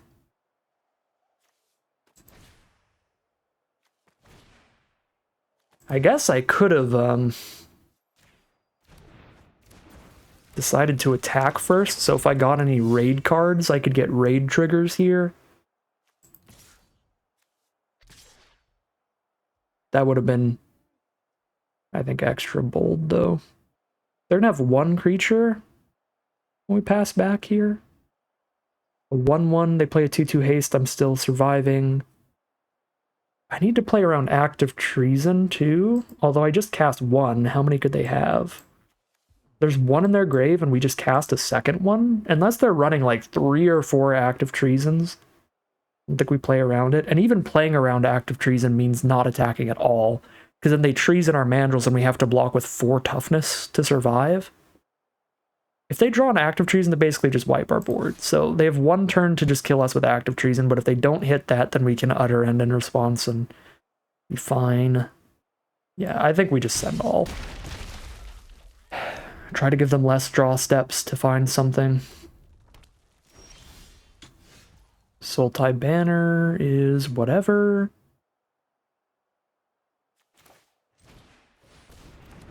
It's fine.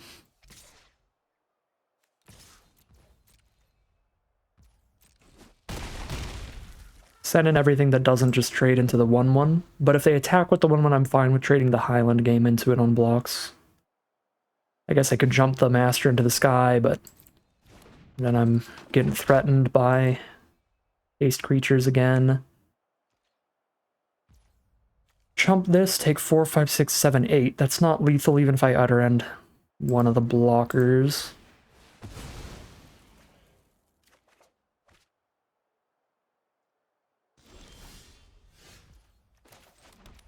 Hold up the Leaping Master to block there, the Highland Game to block there, the Utter End to kill a Haster.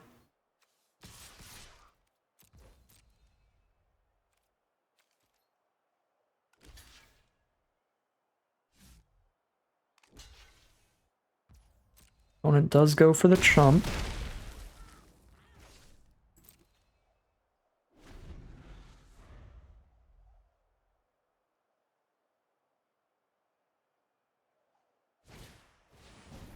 The Bondkin.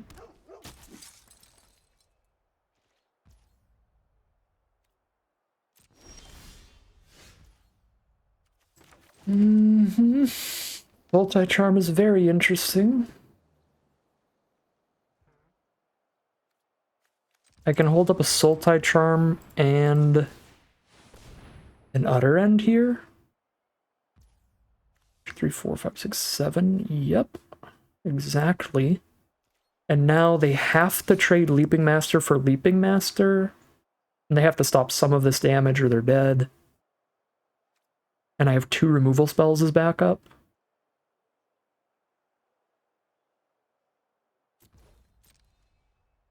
I guess that works. Go to 1 and then try to kill us with the Leaping Master in the sky. And maybe I should have attacked with 1 more creature here. Let's kill this before they can do any raiding.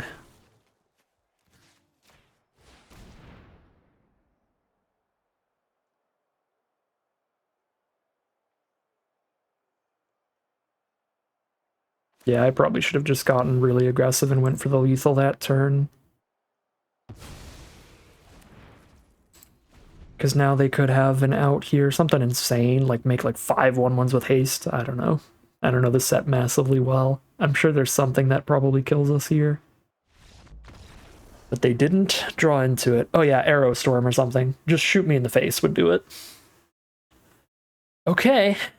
That was indeed a Villainous Wealth redemption run, but now we have to somehow beat this deck on the draw, which will be very difficult as they roll out aggressively on the play while we don't even have better early game to sideboard in. Still loving these Mandrills as 4/4s to block all their little stuff. Loving our late 2/5s and stuff. The double Ward and the double Highland Game as our early creatures have been good. It'd just be nice to have more, but it's hard to have more when we're splashing the white. Because the blue count is down to 5, where Embodiment of Spring is not super castable early. I mean, there is always that argument of going back to just maybe like cut 2 planes, put in 2 islands, put in Embodiment of Spring and Crippling Chill instead of Abzan Guide and Utter End. I think these are both much better cards, but Embodiment and Crippling Chill give us more early game interaction. With them on the play, I'm going to go full defense here, and I'm going to do that. Let's get all early. I still have a Tranquil Cove. So I could still run an Abzan Guide for if I randomly hit a Tranquil Cove, and it's still a 3-mana 2/2 to trade off. Run that instead of Sultai Banner, since it doesn't impact the board in any way, to help us defensively. Or one of the Mandrills or a Treasure Cruise, something, just because they're expensive. Maybe even Force Away is not that good against all these small creatures. Anything like that seems fine. I'll drop the banner here. We're on the draw. We're still on an 18-land deck, so there's 16 lands left out of those 33 cards. And we just need to hit one of them in 3 draw steps to slam down multiple 2/2s on blocks. We don't have any of our 1 or 2 mana plays, so the hand is slow, which is an issue, especially with them on the play. But it's not glacially slow. We can draw slower hands than this. I think I still take the mulligan, though. Because we have to draw lands, and even when we do, we don't start till turn 3 with some 2/2s. And then we need to draw 2 more lands after that, one of which needs to be a blue source. Okay, there's that Kintree Warden. That is a big deal. Ditch the Force Away here. Go Warden into Abzan Guide into Mandrills. Sure. I guess really Warden into a Morph into the Mandrills. I'll be playing the Opulent Palace turn 1, though.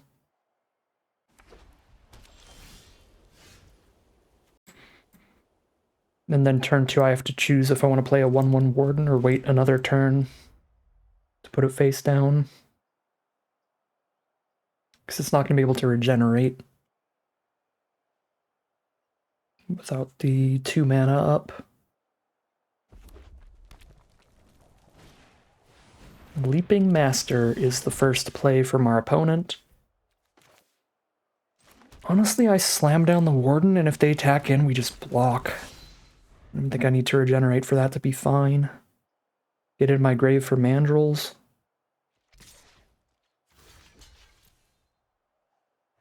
They dump their mana to put a counter on that thing. Then that's no follow-up creature, which is fine. Okay, here's Abzan Guide, which is a fine trade for the Bloodfire Expert, because we don't really have white sources. This is just a 3 mana 2/2 to block with, and fill our grave for Mandrels. Snap block if they attack here. Never mind. Not if we literally can't block. Now we know they have an Arrow Storm coming, and I'm casting nothing this turn because we hit a 6-drop and we don't have the Delve cards for Mandrel. That's a really bad turn.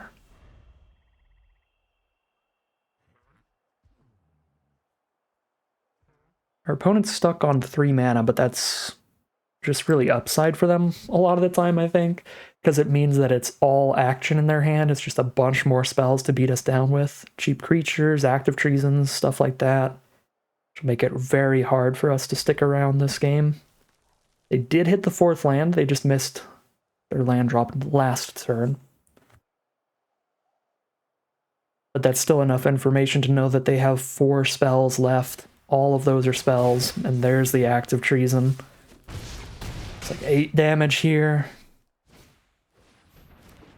There's the Fire Hoof. And because they treasoned our morph, they know what it is. Not that it matters, because we can't flip it anyway.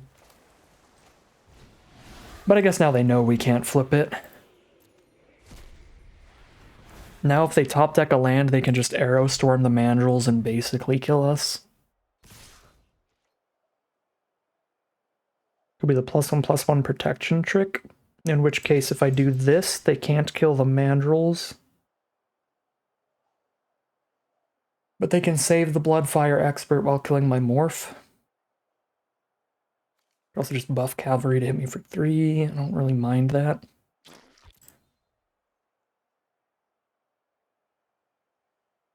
It's probably the +1/+1 counter and they just put it on the Expert here. Yeah, that's fine. Now I can Rite of the Serpents, the Bloodfire Expert, which is actually monumental here, because it gives us another blocker. So if they Arrow Storm the Mandrels, I still have a 1/1 threatening to trade into their cavalry. This looks like another Villainous Wealth for 4 kind of game. Hopefully it's a little more like our second Villainous Wealth we cast against them and not like the first, because that could literally be the deciding factor. They trample over for 2 if I block with the snake. What on earth is this? If they dump all their mana into this ability, they don't even kill the Mandrels. This has got to just be like a raid trigger they're trying to get, so I just block with Mandrels. Pretty sure. They're just playing a raid card? Yes. Okay, cool. They're gonna pick up their flyer. Yeah. God. I gotta hit goods off Villainous Wealth. Because if they get a land, they just need to poke me in the sky twice and then shoot me for 5 with Arrow Storm. I guess they could shoot me for 4 at that point. If they hit me in the sky twice, then I am at 4. I have to cash this in immediately. Okay, 2 spells. Smite the Monstrous, Timely Hordemate. RIP, I guess. That was a lot more like our first Villainous Wealth against them. I guess now they don't get to draw a Smite the Monstrous, but they don't need it because they have the 5th land. They just need to hit me for 1. There's a Sultai Charm. Oh boy. I can kill the Leaping Master.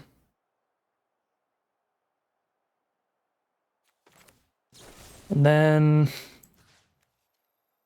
they have an Arrow Storm and a question mark in their hand. That question mark is an active treason. I'm mega dead. They just have to find a way to deal 1 damage to me from this point on to win. Because then the Arrow Storm can do 5 later. If they have an active treason, no matter what I do, they can just trample over with the Mandrills to get the damage they need to kill me with Arrow Storm. So I don't think I play around active treason. Start slowly but surely chipping in for damage again, sending the Horde Mate over and over and over.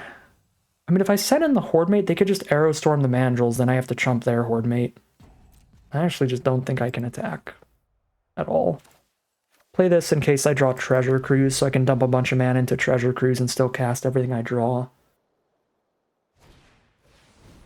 It's an Einok Bondkin. Rakshasa Vizier's a thing.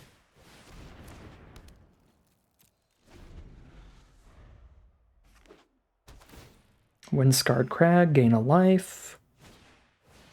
Mardu Horde Chief, no raid. You do like to see that. So, on board, how do they block a Hooting Mandrills? They block it with a 2-3 and a 3-2. It's a little disappointing. So I guess our best attacker is the Horde Mate. If it just trades into any of these 3, that's fine. We have to attack here. If I cast the Saddle Brute without attacking, then I die to the Arrow Storm. So we have to attack to get the Saddle Brute up as a blocker.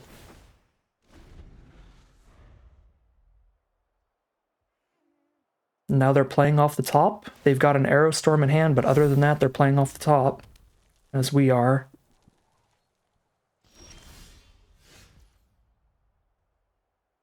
We have 8 mana. I can play this face down and flip it up later. They can double block and kill whatever I attack with at the cost of only 1 of their creatures.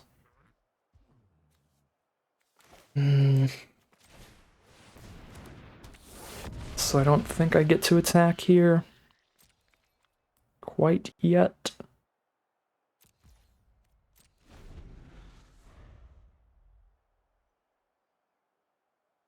So they drew something here if they have to think this much. Active Treason or a Wingmate Rock or something like that. Something big, I would imagine. Something that isn't just like a creature to slam down. Or a land. It might be the Wingmate Rock and they have to figure out how they want to attack to trigger the raid. That'd just be game if it is.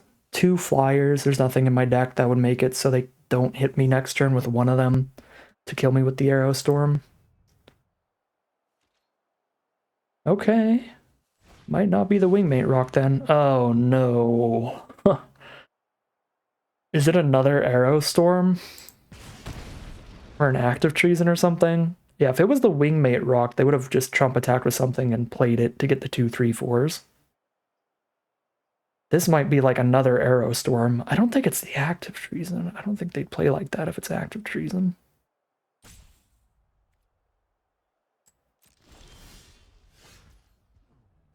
Crippling Shell's a thing.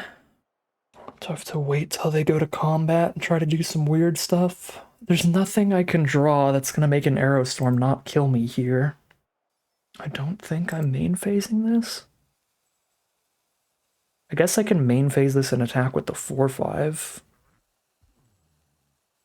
But they think they're going to kill me next turn. So Crippling Shell might be a way for them to not do that. Let's see. I mean, they probably think they're going to kill me next turn if they were blowing the Arrow Storm at my face. Maybe they just wanted to be ready for top decking another Arrow Storm.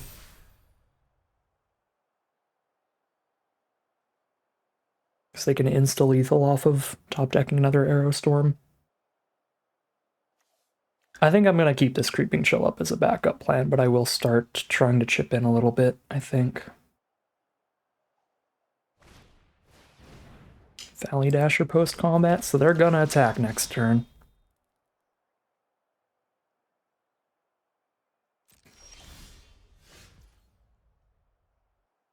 So just let them all attack next turn, make a bunch of blocks, and try to Crippling Chill plus injury into lethal on the crackback. We have 8, 9, 10, 11, 12, 13, 14, 15, 16, 17, 18 power on the board. We have a lethal crackback. If they send all in, we can shut off future blockers. Might be our best bet. Because Valley Dasher has committed them to attacking next turn, at least with just the Valley Dasher, but I don't think they would play it if they weren't planning on probably attacking wide here with, like, everybody. Maybe it's a Rush of Battle they're going to cast pre-combat. If it is, Rush of Battle's a sorcery, so we'll be able to know and play accordingly if we want a Crippling Chill pre-combat. Yeah. It's a lot of life. I've got a 4/5 to block the 4/3 Valley Dasher. I can throw a snake under the first striker. So do I actually just Crippling Chill the 5/3 lifelinker to lower the life gain they're getting here? Doesn't seem terribly bad to me. Although I've got really... No, let's let them gain plenty of life here. Let's just make sure we're blocking really well. Anything they want to send in. I think I have to save this debilitating injury for if they draw another Leaping Master. Now thinking of it. Really just trying to draw another Mandrels or a Treasure Cruise or something. Start beating down with like a 8/8 Vizier. It's our best shot to victory here.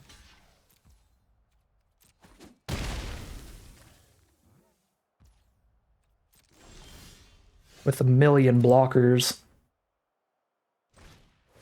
For if they try to active treason it against us or something. There we go. I'm delving 5 for sure.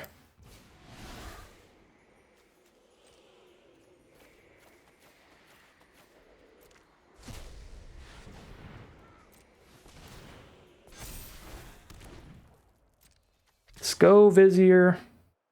One of their creatures is stunned, too. They do have that double block trade into Mandrels, though. I've got the board state for this. To send in one more dork. One more little bozo. Put them to 6. Try to go for lethal next turn. So I could have killed the Horde Mate, so they only had one blocker there, then attacked all. They could block the 9/9. They took all this. They just took 12. They were at 18, I think. So I don't think I could have lethaled them last turn, because they could have just trump blocked Vizier.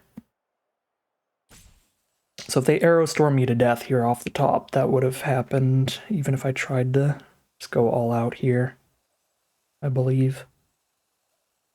At least if I tried to go all out on that attack. Oh boy. One blocker up. This is significantly more than lethal. I gotta go for it.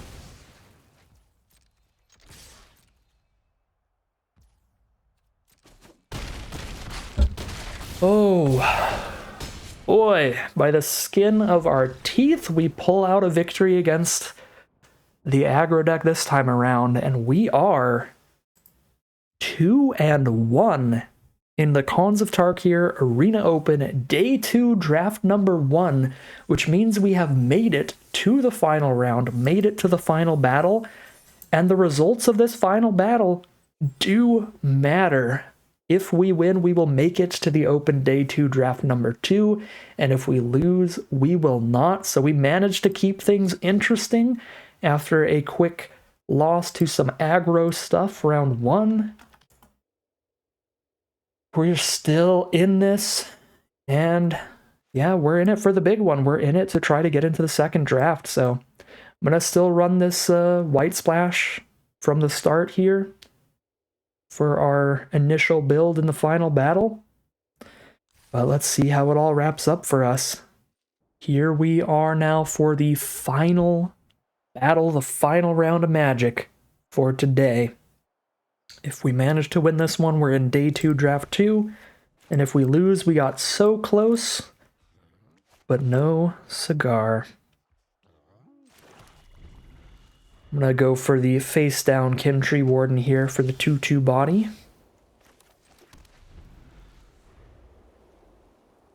Playing against a white deck. White-black it is, which is pretty aggressive.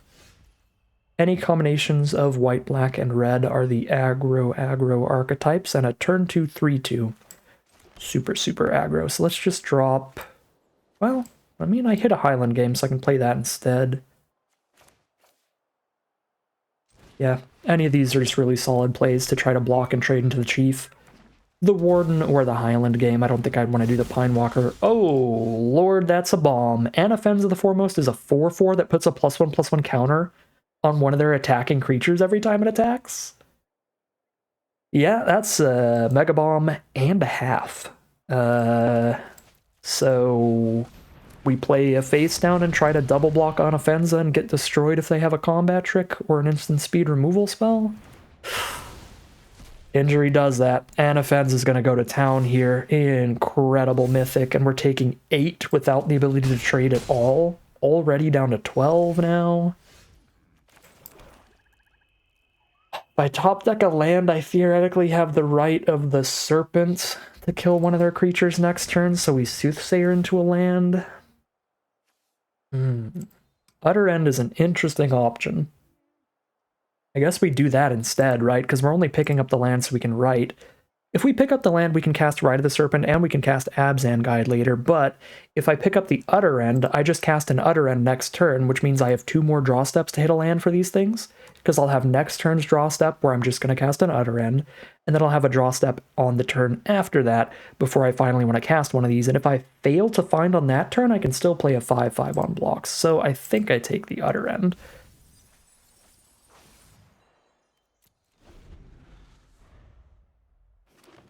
No removal, no removal, no removal.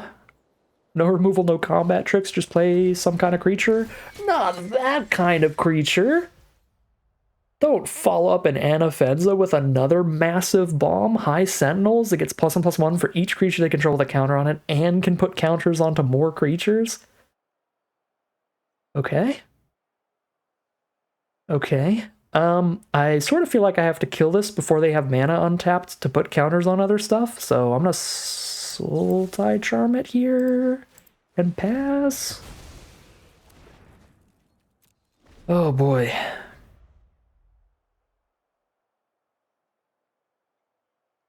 Well, this is a terrifying matchup. This is a final boss for sure. There's the Bitter Revelation, which is probably in there to dig for their bombs like Anafenza and the High Sentinels.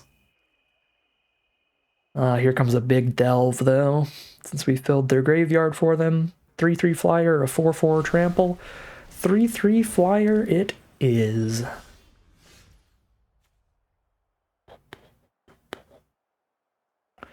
It's not a great draw here. Need a lot more mana for that. I'm pretty sure they don't have the +1/+1 trick in their hand. With how they played this game out. Because they would have like sent in on some attacks when we tapped out into the Soothsayer. So unless they top deck the +1/+1 trick, it's probably better to wait till we see what they do to choose what we want to kill. Raider's Spoils. Is this a warrior? It is a warrior. All right. So by waiting, we now get to Utter End the Scavenger, so they don't draw the card.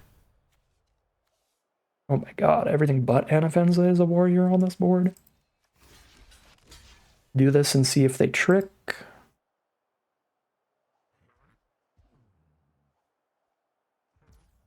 Just move this Soothsayer to the front, which makes it look like this should resolve. so they don't draw a card, but we do go to 7. But now all they have is the Anafenza. And there's the 6th mana to clear her off the board.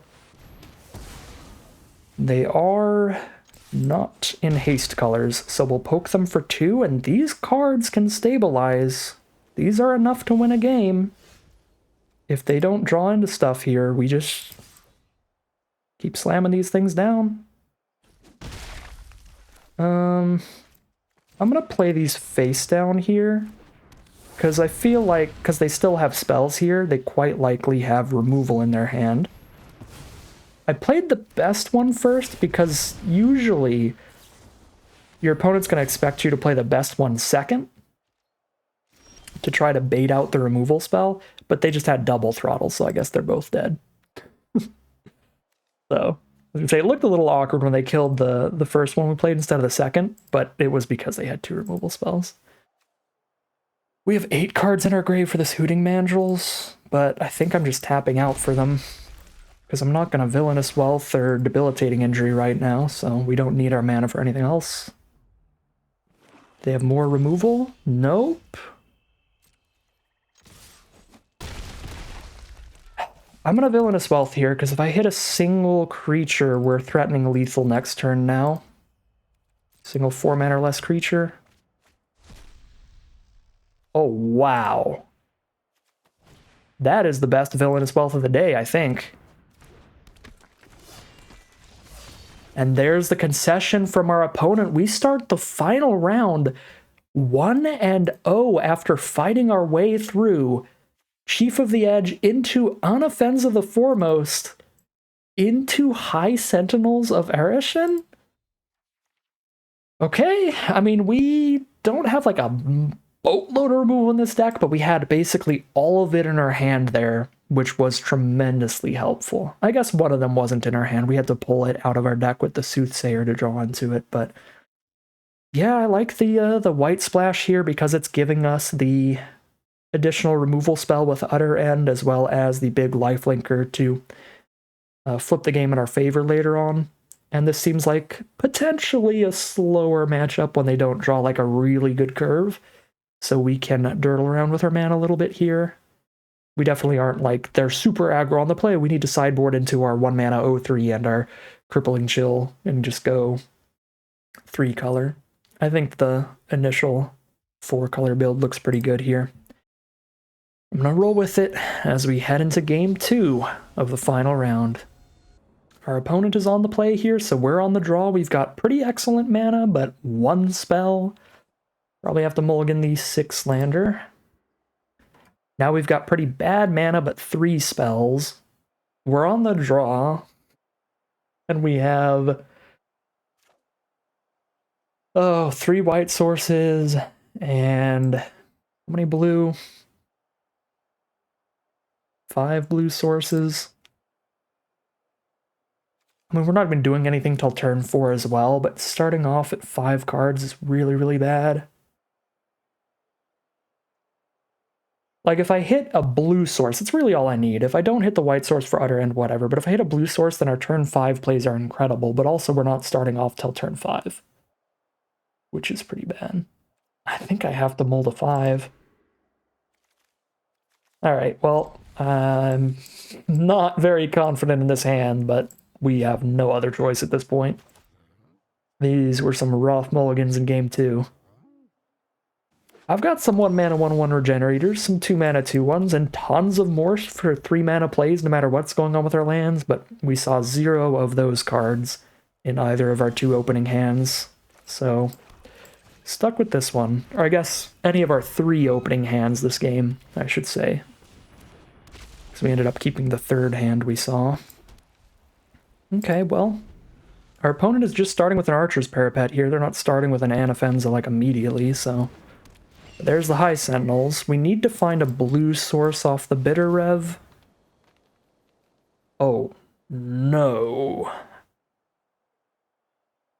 Well, now I need to get to 6 mana for Rite of the Serpent, I guess? But this forest isn't helping me do anything except cast a Rite of the Serpent. I'm a little tempted to take, like, the Bondkin in a swamp here.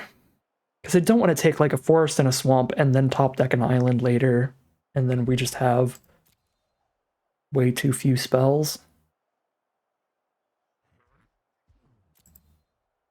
We're 100% taking the swamp. The question is a coin flip between forest and bondkin, really. I have 2 draw steps to find the 6th land.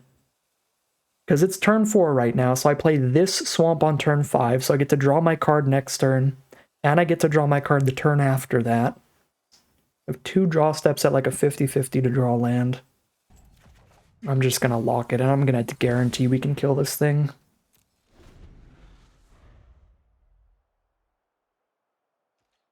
Because I know I'm casting Mandrels next turn, then I'm casting Right turn 6. Doesn't feel good, but it's what I have. Oh no. And they do not have a 5th land, so it's all spells from here. Mandrels for the big blocker on the ground. Delve 1 card away.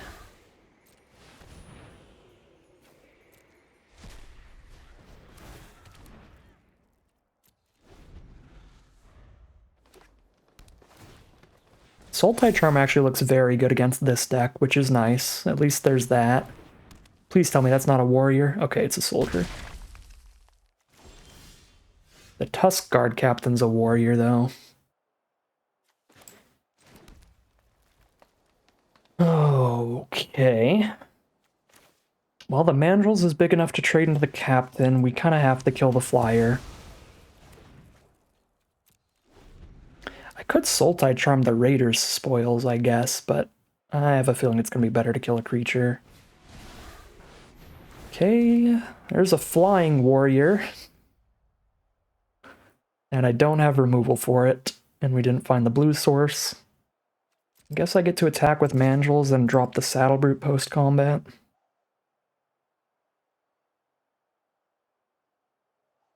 Upgrade my blocker to 4/5 stats now. Actually, our weakest debilitating injury matchup. We didn't see a lot of morphs from them. We did see that Chief of the Edge, that's still a great target. The 2-mana 3/2 that buffs all their warriors. Okay. Yeah, I don't think injury's looking very good against their other creatures, so I could still do it on the Scavenger to just buy me some time. But because I'm so likely to just Sultai Charm the Scavenger as soon as I hit the blue source anyway, that might be rough. Like, I can injury and just guaranteed I kill something with it. I kill the Parapet if I do it now. We just have to choose between doing that and slowing down the Scavenger to where it just hits me for 2 a turn. I think we definitely have to cast it right now either way. I think I'm just all in on an island here. Let's just kill the Parapet.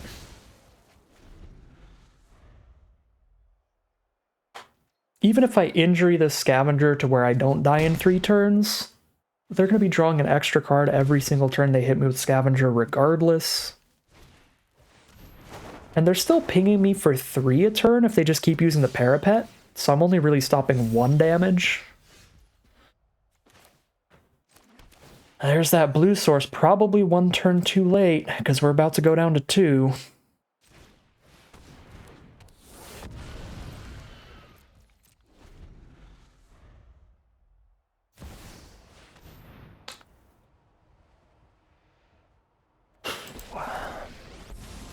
Well, this is probably about the competition you should expect if you make it into contention for trying to get to the day 2 draft. Our opponent got Anafenza, Sorin, and High Sentinels of Arishan. Surprised they didn't just make a flyer here. I think that would have been the most devastating. Yeah, they're at 20. I guess they hit me for 1 more damage. Maybe they have something that makes me lose 2 life for lethal. No, they just didn't want the flyer. Well, I'm super dead anyway. Well, at least this game looks unwinnable, even if I didn't have to mulligan twice on this one. This was the game where we had some rough hands and they had that Sorin coming up to top things off. Could still blow up the Scavenger. Wow, their whole board... Okay, never mind. Their board keeps the +1/+0 until their next turn, so they're bigger on blocks too. So this is, wow, it's a 5 toughness blocker. I can't even attack in if I wanted to. Okay. I mean, I'll play it out, because this is the round that matters. And we've got 19 minutes left on our clock. So I think I can just desperately try to get my opponent to make some monumental misplay or something that maybe grinds us out into the lead. Highly, highly, highly unlikely. We're like 99.9% chance to lose this, but I think we might as well play it out. When there's such solid stuff on the line, getting to draft cons again in the Arena Open, if we can win this round. Again, we've got a third game to try to win, and we'll be on the play, which is really nice. And hopefully, if we just don't mulligan, we're in a decent position.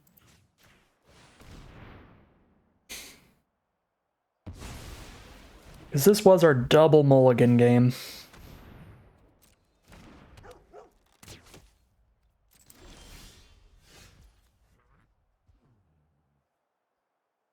Okay, well now it doesn't matter. They made Soren go all the way up to 6, so they can just sack Soren, so we have to sack a creature every single upkeep. Every one of our upkeeps, so just once a turn, but that's still completely super game over. And I feel like they're going to play it very defensively, very passively here as well, where they'll plus Soren again another turn, so that Soren's still on the board when we start sacking things every turn.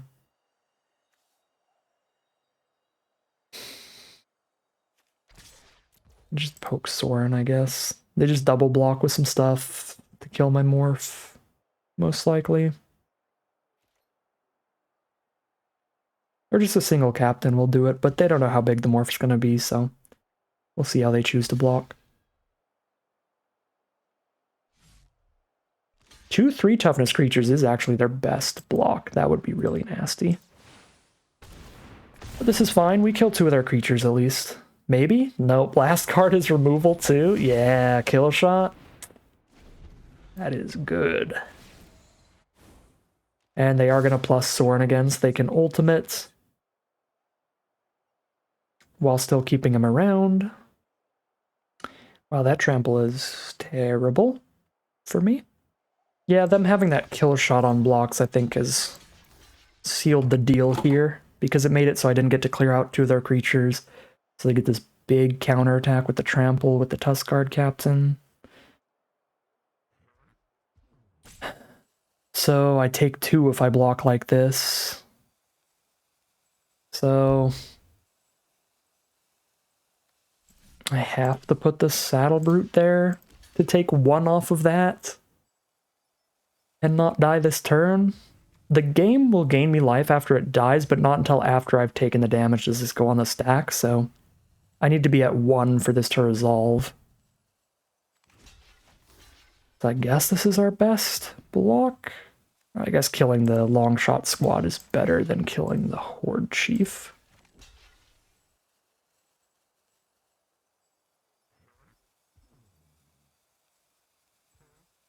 Or I can just only kill the warrior to keep the mandrels around. And maybe I get to attack Soren, but then I don't have enough blockers up to do anything.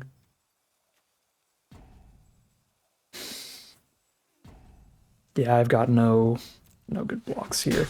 If they didn't have a kill shot, I think things would have been fine here. We've just got all the stuff.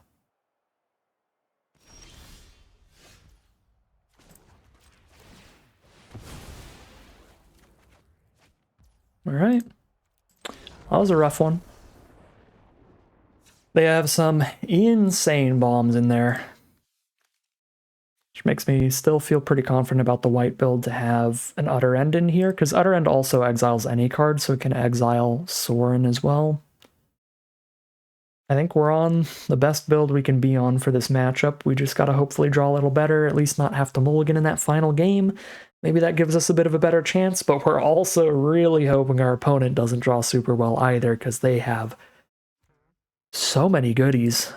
We had to be able to fight through a high Sentinels and a Soren to win this one, and we just couldn't do that on a Multi-5.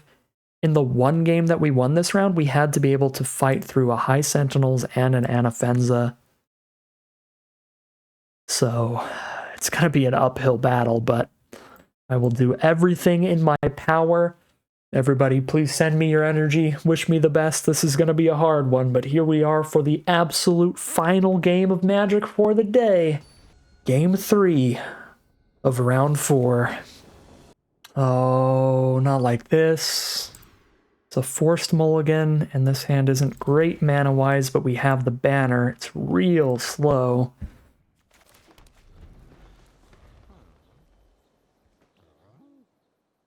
Got the Sultai Charm to deal with their Tuskguard Captain or their High Sentinels or anything like that. And we've got our win condition if we can survive.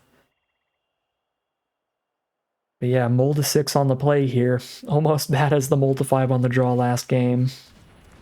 There's the Chief of the Edge to start things off. Starting off with a multicolored massive threat is very bad for us with the Sultai Charm in hand. Followed up with the Tuskguard Captain, which is something we can kill with the Sultai Charm. 1 mana off from morphing the Warden and also casting the Sultai Charm. We know they have like kill shot for removal. I don't think they had a ton of removal that kills a blocker of ours, so maybe dropping the morph is reasonable so we have something to trade into the Chief of the Edge to keep that off our backs.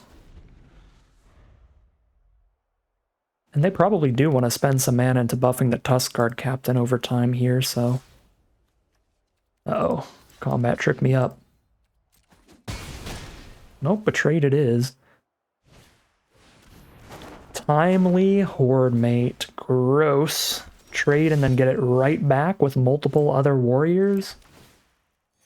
So now they're just a streamlined aggro deck instead of a bomb pile. Good God. I just don't think I can afford to shoot myself for 2 here. They're threatening 10 damage already.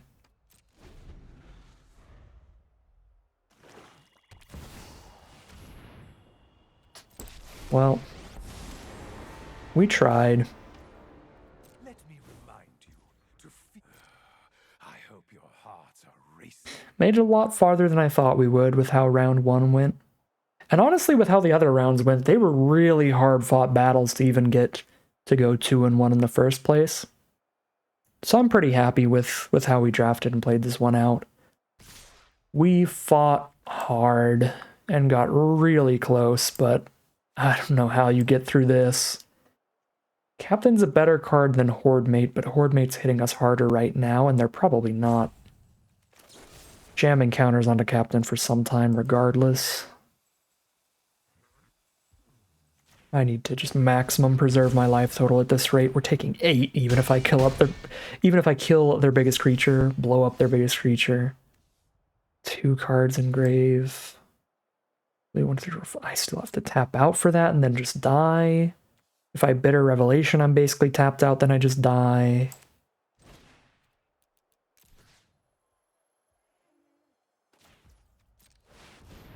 Show me your Anafenza, please. Thank you. I mean, that was the only way that I'm not just dead on board. Somehow worked. I'm like, if this hits a blocker, then I'm not dead on board. We get 1 more turn, but then I have to trade. Okay.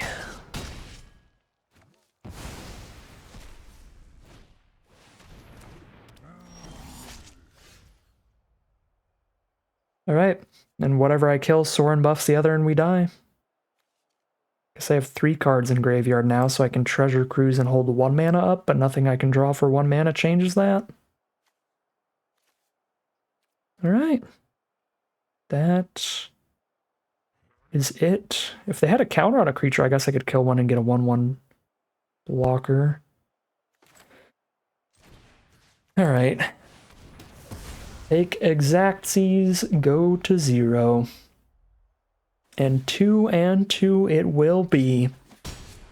Out of the Cons of Tarkir, Arena Open. Draft number 1, really disappointing ending. Because obviously we would have loved to draft the format again, get that day 2 draft number 2 going. But I think this is still a pretty respectable run, considering the competition. Our deck isn't massively well suited against aggro, so that first loss, really, them getting a really wide board state is what's really hard for this deck to beat. Just a million 1/1s and then trumpet blasting them up. The double trumpet blast for lethal in the final game there was really the grossest turn. So that, I think, was just kind of a rough matchup. It happens. But yeah, pull out those victories in the middle rounds. Felt pretty good about those with how we played. I think the deck's quality is pretty solid. We probably could have been a little better if we had went more splashy and picked up more of these Abzan cards, these white cards. I think that is what we could have done during the draft, as I said earlier. Being deeper into Abzan instead of Sultai would have been the better move. Even without the benefit of hindsight, just at the time, I think we could have reasonably piloted our way into that position. And yeah, we should have there for sure, with the cards that we were seeing at the time. I'm not unhappy that I didn't end up in Jeskai, even though we saw so many great Jeskai cards, because, again, I think that was more of just really good Jeskai cards getting opened than it being, like, objectively the place we were supposed to hop onto immediately. Just if we had hopped onto Jeskai immediately, that would have been the strongest deck in the pod. But this deck could have been a bit stronger if we picked up more Tranquil Coves. I know I passed on 1 or 2 of those because I didn't think we were going to be going for the white splash. But if we had picked up a couple more Tranquil Coves, that would have made the mana more efficient, more consistent, I mean. Even if we just played the Utter End and the Abzan Guide and that was it. But especially if we picked up a couple more Tranquil Coves and like some more Abzan Guides or anything like that. I think that would have been the best build that we could have reasonably piloted our way onto with how we chose to pick the first few picks here. So I think we could have drafted a little bit better. Maybe round 1, again, playing more defensively, playing really around the raid. There was that one game that we chose not to blow up their 2-1 before they went to combat, but if we had blown it up, they wouldn't have made such a wide board state so quickly with their Horde mate. So maybe that game could have gone differently. Gameplay-wise, overall, I think I still played really well to at least be able to grab those 2 victories, because we played against some really high-quality decks. So happy to at least get a couple wins in here, even if we didn't quite make it, unfortunately, into the second draft. But we are up in value. We're grabbing 2,500 gems out of the events, and we made it into day 2 in just 1 run. So that means we're up 2,500 gems. It's free money, it's free real estate, all that good stuff, and I will definitely be turning these gems into some more Cons of Tarkir cards, because I am definitely going to be premier drafting and traditional drafting and all of that good stuff in the coming weeks. So while the competitive season for Cons of Tarkir may be over without us getting to a second draft, at least Cons of Tarkir is still around on Arena to be drafted at the regular premier draft level for a few more weeks. So I'm going to be excited to play several more drafts of the set.